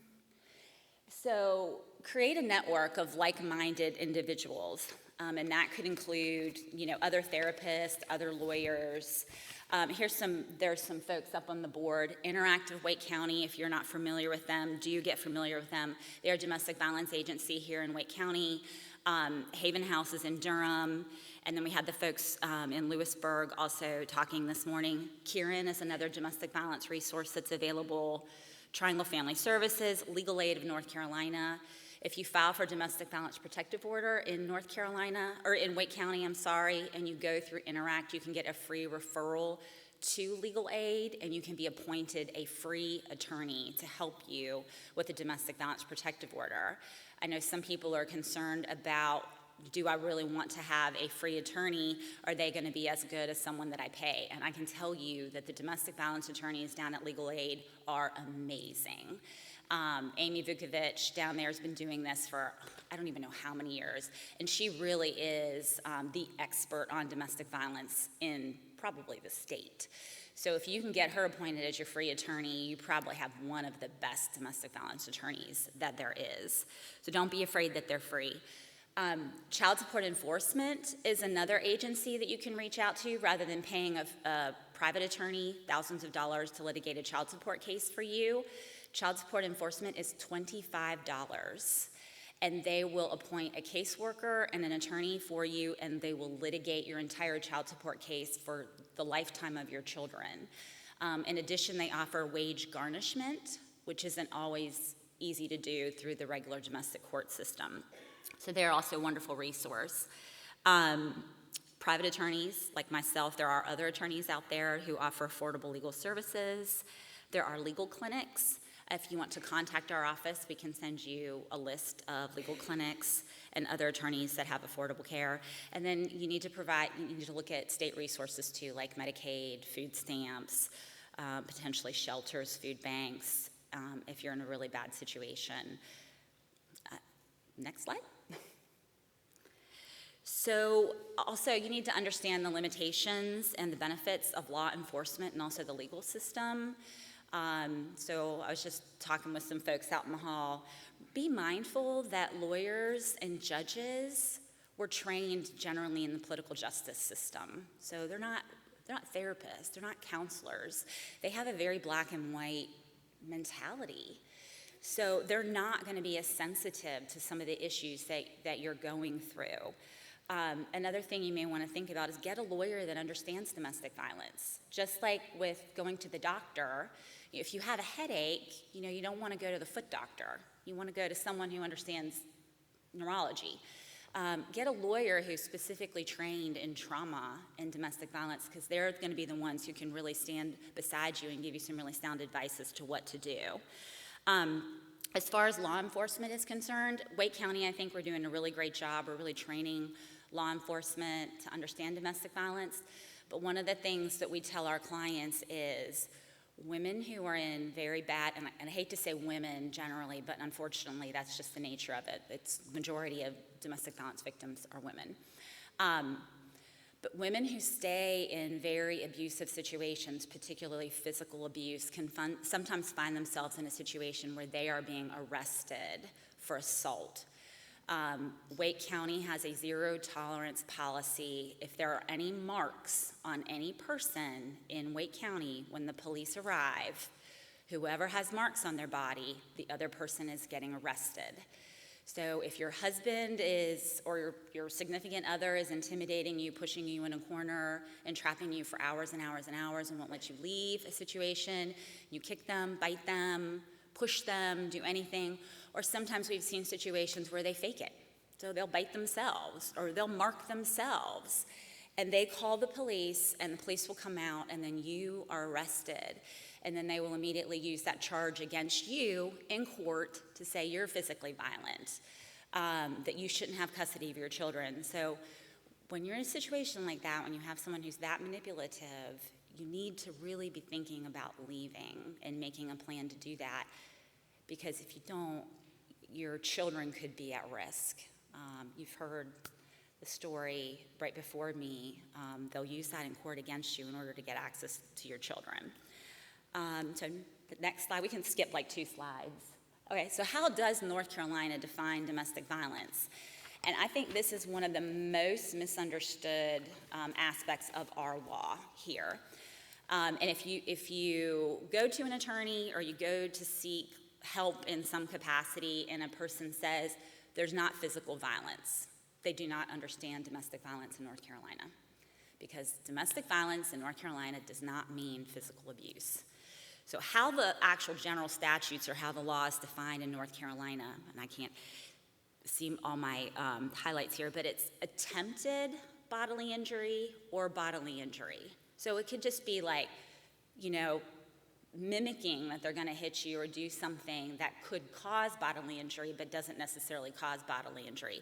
And that is one of the factors. The other factor that I use more often than not is continued harassment that rises to the level to inflict substantial emotional distress. And this is the one that most people are undergoing. This is the everyday following you, texting you a gazillion times, wanting to know where you're at, calling incessantly, calling you names, belittling you. You know, that just feeling like I can't even be in my own home because I'm on pins and needles constantly because this person is emotionally volatile. That is that prong, and that is domestic violence. And the court does consider that. So you don't have to have just that assault or that abuse. And also, what I have underlined there is you can file for a domestic violence protective order or domestic violence is considered if this is happening to a child in your household. So it doesn't have to be just you. If you live with a child and these kind of things are happening to that child, you can file for a restraining order, domestic violence protective order on that child's behalf. So we can go to the next one. So in North Carolina, you can file for a restraining order or a domestic violence protective order. They are very beneficial in North Carolina in order to, one, get protection for yourself, but also protect your children. They are extremely powerful. They come with the immediate power of arrest. So where all other orders, you have to go to court and file for contempt, a DVPO, you just have it in your person. If the other person violates the order in any way, you call the police and they get arrested immediately. And Wake County has pretty much a zero tolerance policy on DVPO violations. They are free. Judge Jennifer Green, if any of you know her, made it her mission to make it as easy as possible for victims of domestic violence to get protective orders. So you can go to Interact. They have an e-filing system. You go in, you file your restraining order at Interact, and you actually can Skype with the judge. So you don't even have to go to court anymore to get a protective order. They do require a 10-day return hearing, though, so that can be a little intimidating for a victim of domestic violence because you do have to eventually go and see the abuser, but you can apply for that free legal aid attorney. So next slide. Okay, so difficulty with clients and domestic violence protective orders. So no contact. It's really hard for folks. They don't really realize what that means until the DVPO is actually put into place. No contact is like the other person's died. I mean, it's no texting, no phone calls, no emails, no personal communications. So if you're getting bills in the mail for the mortgage or a kid's sick or something else, there's no contact. And that's hard for people to process. There's this mourning process also that goes along because it's a sudden death of a relationship that you've had. And in many cases, it could be, some relationships are short-term, but there's a lot of relationships that are really long-term. So it's very hard to go from this very, very volatile, emotional relationship to all of a sudden nothing. And so there's this emotional process that people go through. There's usually no child support ordered in a domestic violence protective order, although it is allowed under our statute. The judges generally never order child support in a domestic violence protective order. There's usually no alimony or spousal support, so you're going to get the restraining order, but really you're getting no contact. You're not getting any financial support. It can grant possession of the marital residence, but it doesn't not going to grant any kind of payments of the mortgage, payments of utilities, or anything like that. Grants possession of a vehicle, but again, no payments. And then DVPOs do expire after 1 year, but they can be renewed every 2 years persistently. So you could have a domestic violence protective order for 20, 30 years, technically, under the law if you renewed it. There are provisions in there for temporary custody, but those last only 1 year, and those cannot be renewed. So you can put temporary custody provisions in a DVPO. Usually those look like something like supervised visitation. Okay, and I think I'm running out of time, so I'm going to just kind of keep going about. So how abusers continue, next slide. So how do abusers continue to abuse despite entry of a domestic violence protective order? So they're very tricky and sneaky, and they come up with all kinds of ways to continue to let you know that they are in control.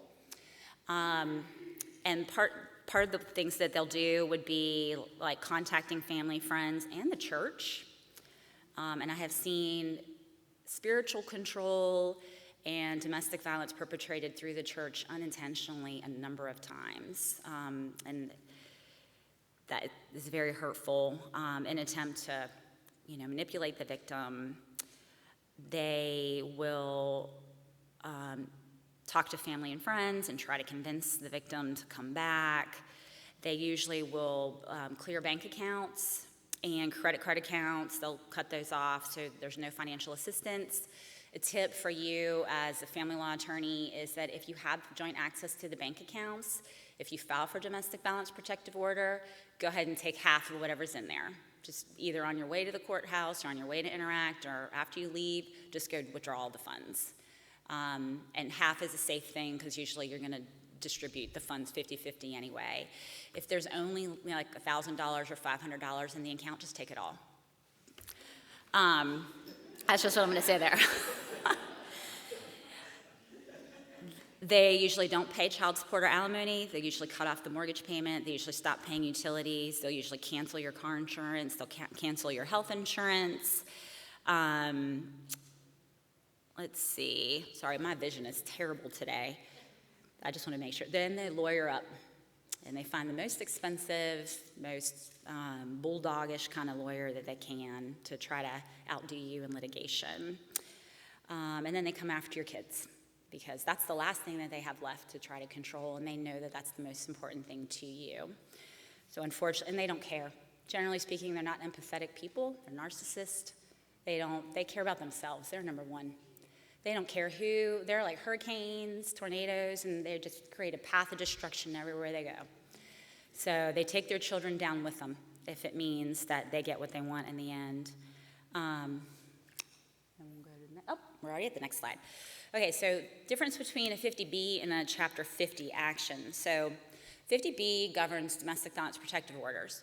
Chapter 50 is a completely different statute, and that governs everything that we know of in domestic law.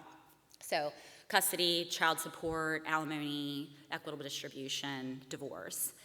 So what normally will happen with domestic violence protective orders is you file one, and then the abuser who has more money will immediately file a Chapter 50 action and will have your domestic violence protective order case removed from domestic violence court and put into family court. And this can be very intimidating to women in particular. It's good to have a lawyer, go even get a free consultation just to kind of talk with somebody so you know what's happening in your case. What you can do is, especially if your children are being abused in some way, is file a domestic violence protective order on behalf of your children. If the DVPO is in your name and their name, then that order actually trumps any kind of Chapter 50. So a judge technically can't put a custody order in effect if you have a DVPO for your children. And that's different than having your children as part of a DVPO and having custody as a part of it.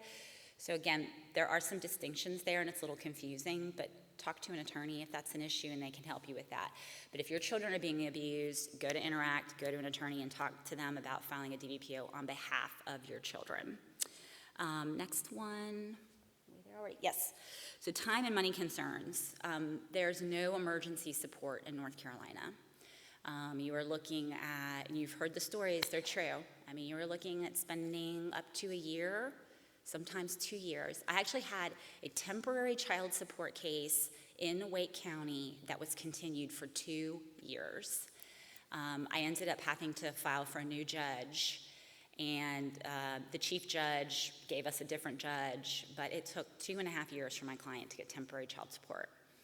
And it's not, the attorneys, it's not their fault for the most part. It's just the way that Wake County judicial system is set up. So no emergency support, make sure that you have some kind of reserves, family, friends, credit cards, get access to any kind of money that you can to help make ends meet for a few months, because it's going to take at least 2, maybe 3 months to get heard in court on temporary child support and alimony. Sorry, again, I can't read my stuff. Very expensive to afford an attorney. We talked about that. You are going to be looking at, several $1,000s for a retainer on a domestic action. So be mindful of that. Person with the most resources is usually the one that's able to gain control, but that doesn't have to be the case. So, go to the next one.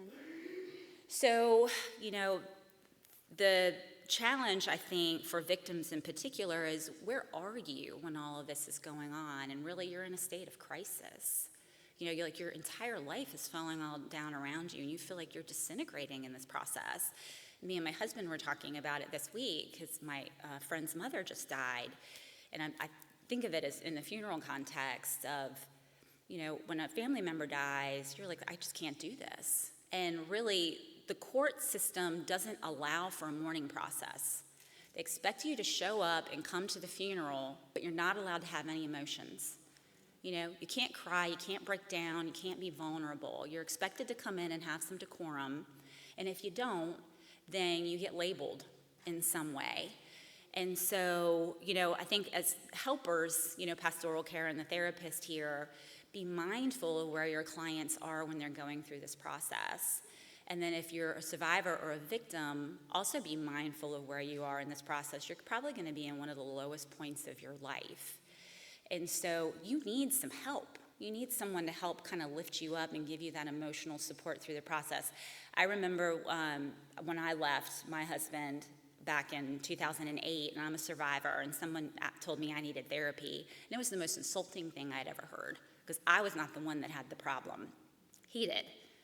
But I ended up getting therapy, and it was one of the best things that I ever did for myself. And it's made a huge difference in my life, because they mess with your mind, and you need someone to help you put things back in order again. You don't realize how much destruction there is in those relationships. So you need someone to help get you thinking clearly again. We talked about the DVPO hearings. So this is my experience with domestic violence victims, including myself. So I came up with my own model. I don't know if anybody's familiar with the Kubler-Ross mourning cycle. So this is generally like the cycle that you go through, and this is not really a legal thing. This I think helps you in the legal process. So she has this grief cycle that you go through when someone dies. And for domestic violence victims, we find that there's a couple extra steps towards the end of the cycle, which gets women in trouble a lot. So the steps after depression, we find that women kind of come back to bargaining.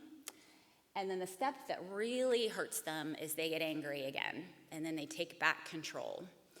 And then they are like absolutely no to everything. They start sending emails and letting the abuser know everything that they did wrong, and letting them, they're trying to take back the power, but they're not doing it in an appropriate way. And that's why counseling is so important. And then the abuser may ask for, can I have a little more time with the kids, or can I have this, or can I have that? And it's just no, no, no, no, no. And they're standing up because they want to have absolute control to everything. But they're not doing it quite right. They're still reactive rather than proactive. And so it'll get turned around in court. They're not good co-parents. Or they have PTSD or some other issue. They're narcissistic or borderline. Borderline personality in women is one of the biggest diagnosed. diagnoses in court. So the anger, taking back control, we see that a lot, definitely hurts people the most, and that's definitely where some therapy can help. And then we get finally to empowerment. And a way you can tell whether you're at empowerment or not is to count the number of minutes that you think about the other person after you've had interaction with them. So if they text you, email you, call you, have a personal interaction with you, and you are obsessing about it all day long, I cannot believe he did that. How can he, my children, and blah, blah, blah, blah. And if you're thinking about it all day long, you are still very much controlled by that person. If he can come up to you and say something condescending or insulting, and you can look at them and smile and turn around and walk away and go about your business, you are empowered. And so that's the goal, is to get everybody there. And if you can get to empowerment, you will do well in court. If you do not get to empowerment and you're stuck somewhere in the bargaining, anger, depression area, you're not likely to do as well in the court system, because again, it's not an acceptance in the legal system for this kind of behavior. Next one, be mindful of my time. So we don't talk about men as victims of domestic violence very much, but men do get abused. And women are vicious when they're abusers. They are just nasty. So some of the concerns as therapists, shame is increased and emasculinity is increased. So a lot of men just don't like to come forward. They're less likely to prosecute. They're less likely to do anything about their situation. And I have found in my practice they're less likely to believe their children are in danger, even though their children are significantly in danger.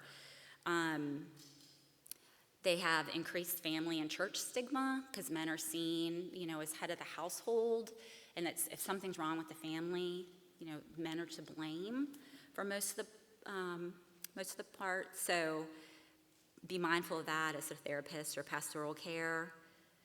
It's not that men are necessarily doing anything wrong. Maybe they just married someone that's got some significant issues.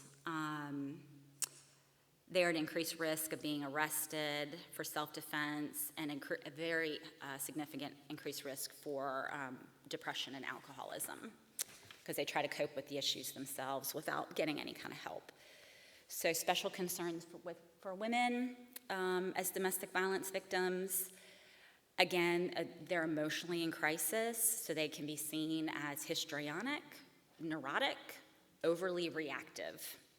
And for the most part, we are, when we first come out of these relationships, we're very reactive, jumped, scared, paranoid, to everything. And so that's a normal, natural response. But we do have to, as a lawyer, I have to say, we have to be able to overcome some of those things. Not only to be a healthy person and be a good person for our kids, but also to do well in the legal process. The majority of domestic violence victims suffer from post-traumatic stress disorder. So be mindful that you probably are suffering from that. You may need some help. And we talked about that already. So there's cultural and societal norms that women should be subservient to men, and their husbands should have control over their lives. So courts are county specific.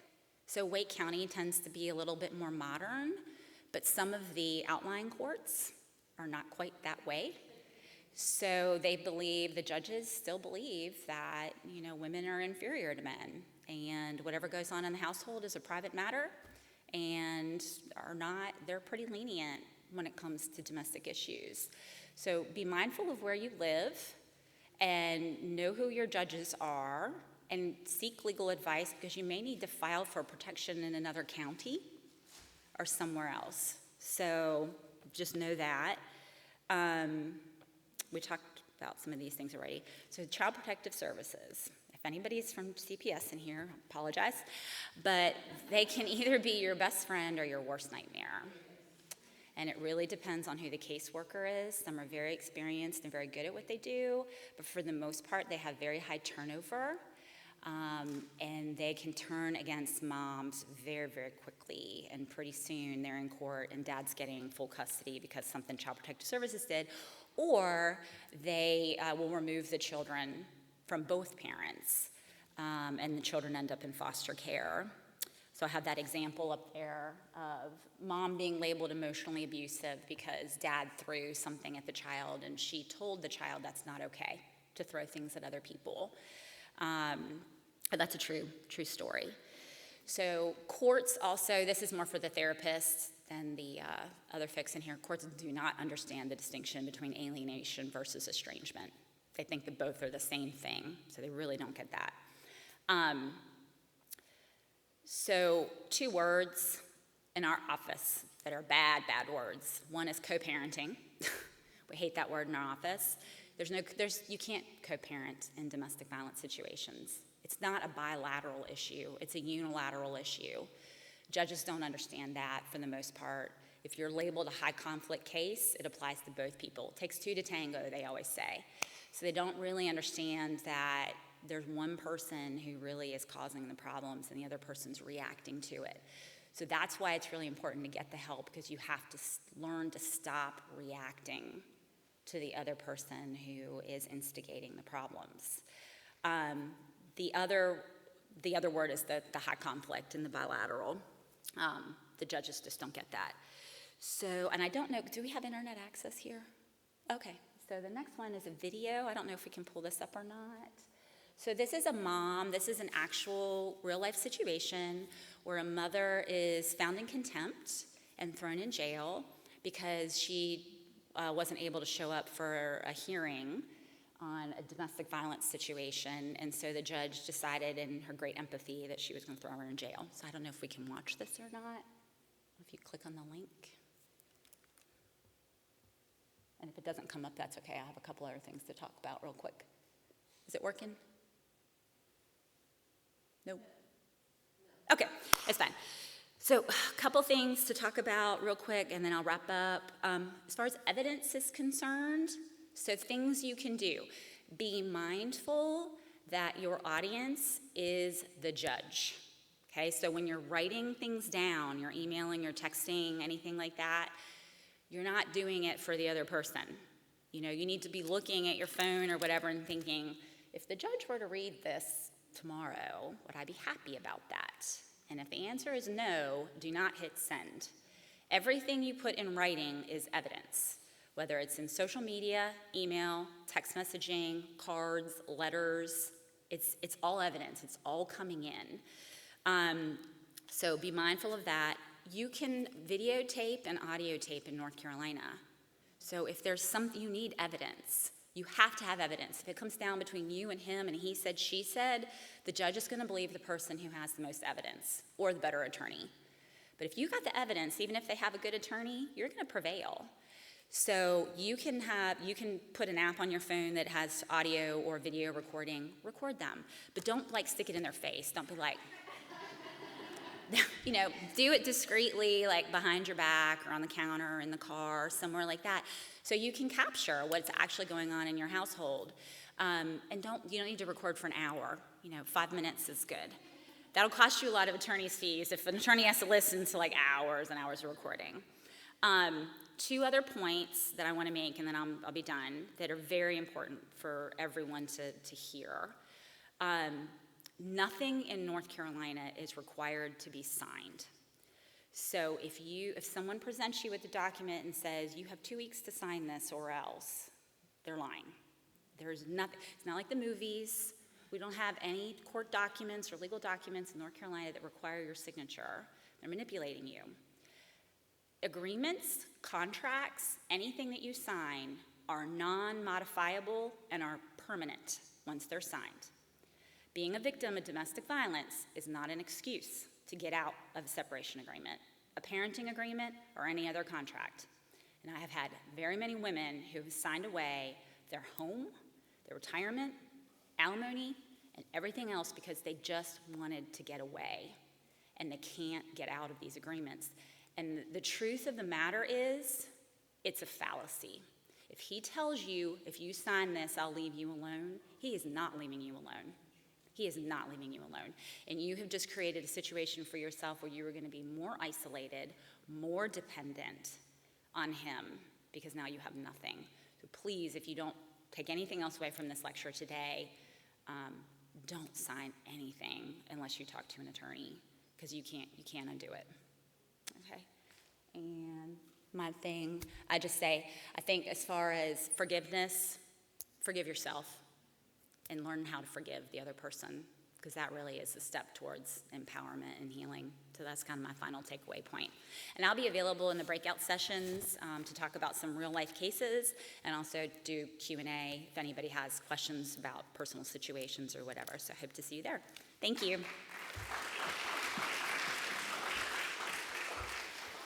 Thanks, Tiffany. What you brought up reminded me that we have support groups for victims of domestic violence, and we really do teach some of those things, because I've seen the same thing, that, you know, the very nature of domestic violence leaves us just almost like shell-shocked, which is what they used to call PTSD.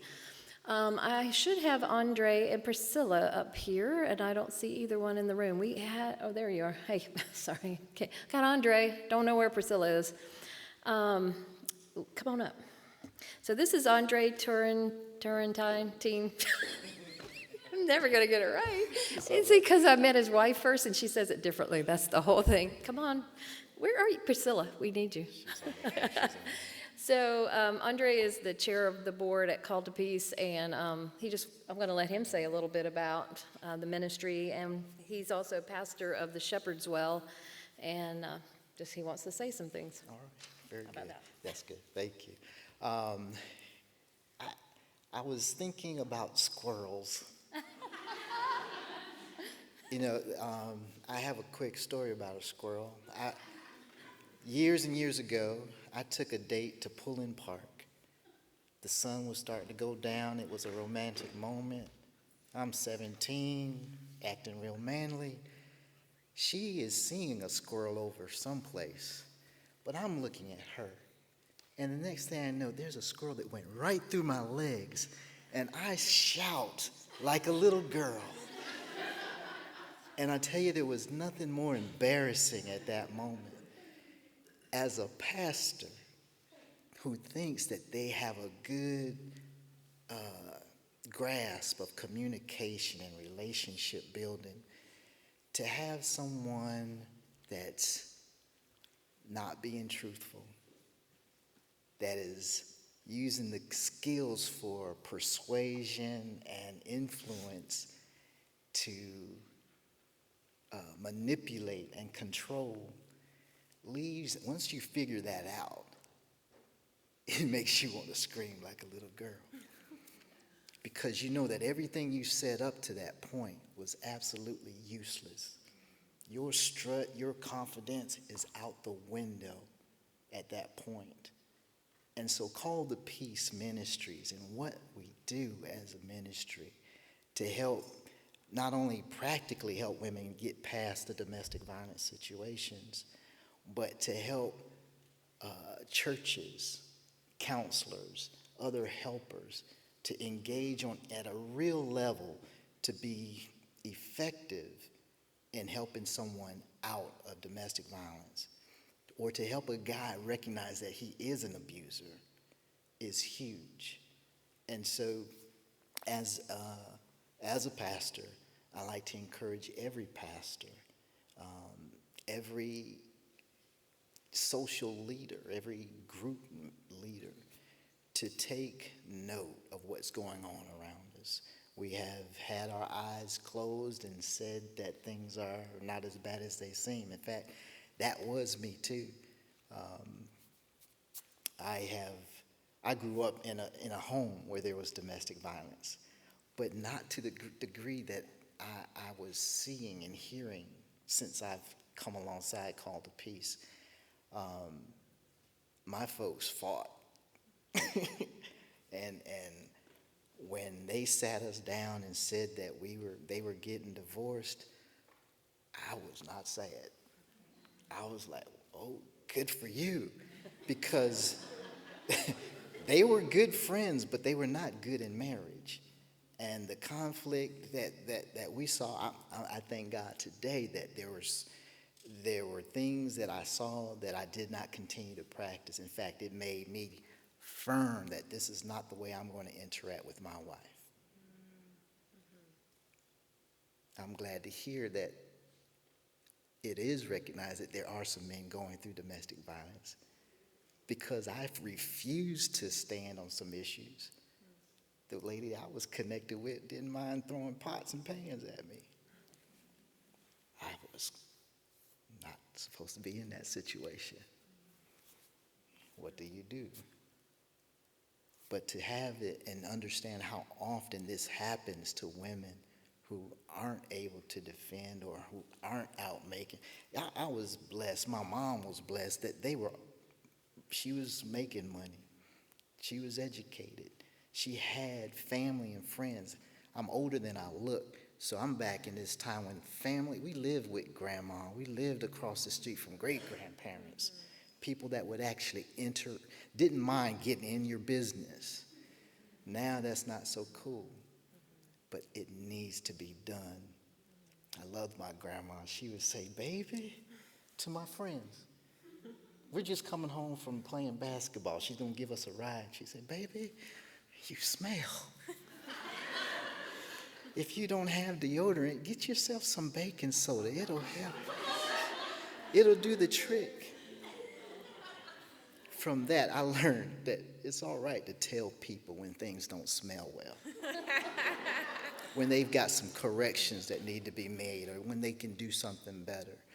And that is real love. And so that is the reason why I'm a part of the board. It's the reason why I give. It's the reason why our church gives to Call to Peace Ministries. And as a pastor, I want to encourage other pastors, other ministries, other organizations to give, because you don't have the skill set all on your own to make these things happen. So it makes sense to put your resources where they're going to be amplified and do more. So thank you very much. Mm-hmm. I'll be quick. Yeah. All that to say, we thank you so much for being here. We do, as you know in your lives, we have a lot of survivors here. The needs are great. We're going to take a love offering. They're just going to pass the plate. Do not feel this is only if God has put it on your heart. We love the cheerful givers. So there are other opportunities to give, but we wanted to go ahead and take a love offering for the many, many needs that we have today. So may God bless this offering and God bless the giver. A couple other ways you can get involved with Call to Peace Ministries. One simple way, would you consider today joining us as a peace partner? Peace partners are committed to supporting the ministries with $20 a month. That $20 or more, if you'd like, helps with crisis counseling. It helps with practical needs that these women and children in crisis are desperate for. So just by joining us and becoming a peace partner can make a huge impact on our communities and on our society. As we all know, the downfall of the family is truly the downfall of society. So we love all people. We pray for all people. We pray for the abused and the abuser. We want to see God work the miracle and bring restoration to all people, and that's our heart. And so if you're able to give financially, we covet your prayers. If you have a gift that you'd like to share with us, we are very welcoming. Come join us. We have a lot of new things about to kick off next year, including our first Survivor Conference on the beach. So think about this. There's going to be women from all over really the country coming to this. And if you are a counselor, we need Titus 2 women there to partner with us and to love on these women. So pray about that. If you'd like to, most of these women cannot afford to come, so we are definitely collecting scholarships already. There are payment plans if you're able to come, if you're here, and don't let finances be a barrier, basically. If you can pay $20 a month until we go in May, or even whatever you can do. I figured out the money, and it'll probably be closer to 30, but we'll do partial scholarships. Okay. So ask us questions. We'd love to meet you, and I'm going to go ahead and close. Okay. So, as we talked about last night, Call to Peace is providing advocacy in the churches Do you know how big that is? That can make a difference between a church coming alongside and a church trying to handle it like a marital problem and doing more harm than good. We're there on the front lines doing that. I don't know anybody else that's doing that. We're going to have an advocacy program, so if you're interested in that, I think there was a place to sign up on the contact card. But advocacy is so important, just like Tiffany was talking, without somebody to come alongside and help people moderate their, the emotions and things like that. That's part of what we do in the support groups. But even to walk into the battle lines, we go to court with women. We go to see their pastors with them. And obviously, we're very small. We can't do it alone. We'd love to train you to come alongside these women as well. Mostly women, that's what we end up with because of that financial gap that most of them face because they've been stay-at-home moms. So we would just love to have you partner with us in any way. We can always use volunteers, and there's information on how you can do that.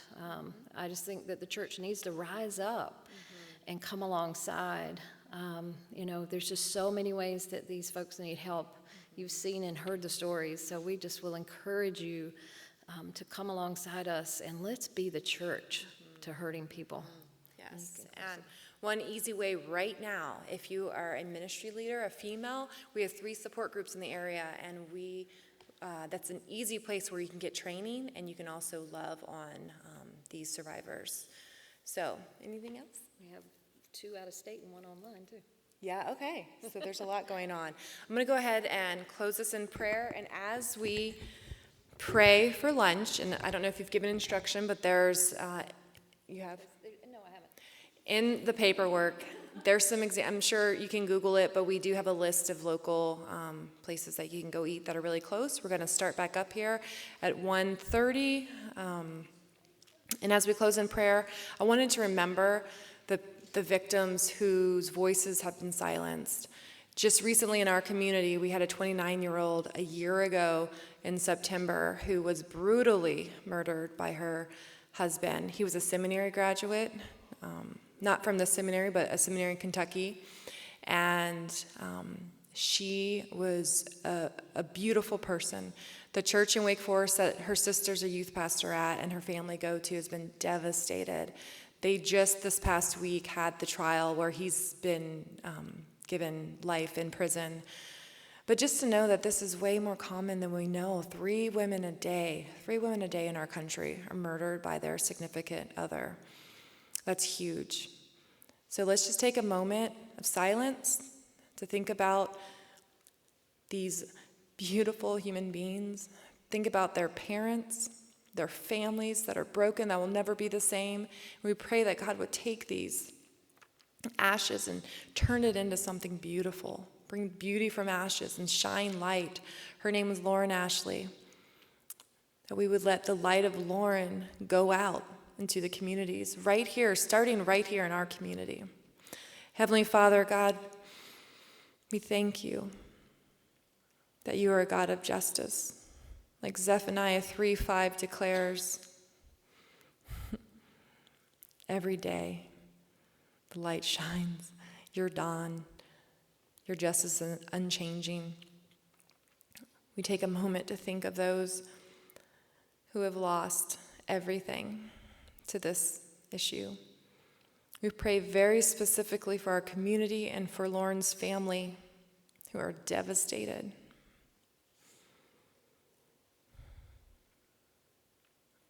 We lift them up to you. By the power of your Holy Spirit, even in this moment, God, touch their hearts, bring them comfort, peace, and help them to mourn well. Bring people to mourn alongside them. Lord, we know that this place is not our home. This is just one of many examples of the brokenness and the curse that exist here. God, we long for your return. Until that day, strengthen us, strengthen our weary knees, empower us to go out in the power, the resurrection power of Christ, declaring the gospel, the good news, freedom to those in oppression, May we be your hands and feet. Again, we lift up the church. We pray that you would heal her broken wings, cleanse her, empower the many, many leaders. As it was said today, the church is any Christ follower. We are all empowered to go out and to share this message. Lord, I pray that you would break down the barriers, just like you opened the Red Sea, that the barriers would be disintegrated and that your light, as it does, overcome. We love you, Jesus. God bless our food, and God bless this fellowship time that we're about to have. Amen. One more thing. In the afternoon, several of you have given us, like lots of you have given us questions. We'll have a Q&A panel, so please come back for that. Several of our experts will be answering your questions. We're going to have breakout sessions for helpers and for survivors. Tiffany's going to do one on legal issues. We have Bonnie Wetzel in here who's going to talk about overcoming trauma for the survivors, and then for helpers, do's and don'ts of counseling, how you recognize these situations. So please come back after lunch, join us. It's going to be even better. Thank you.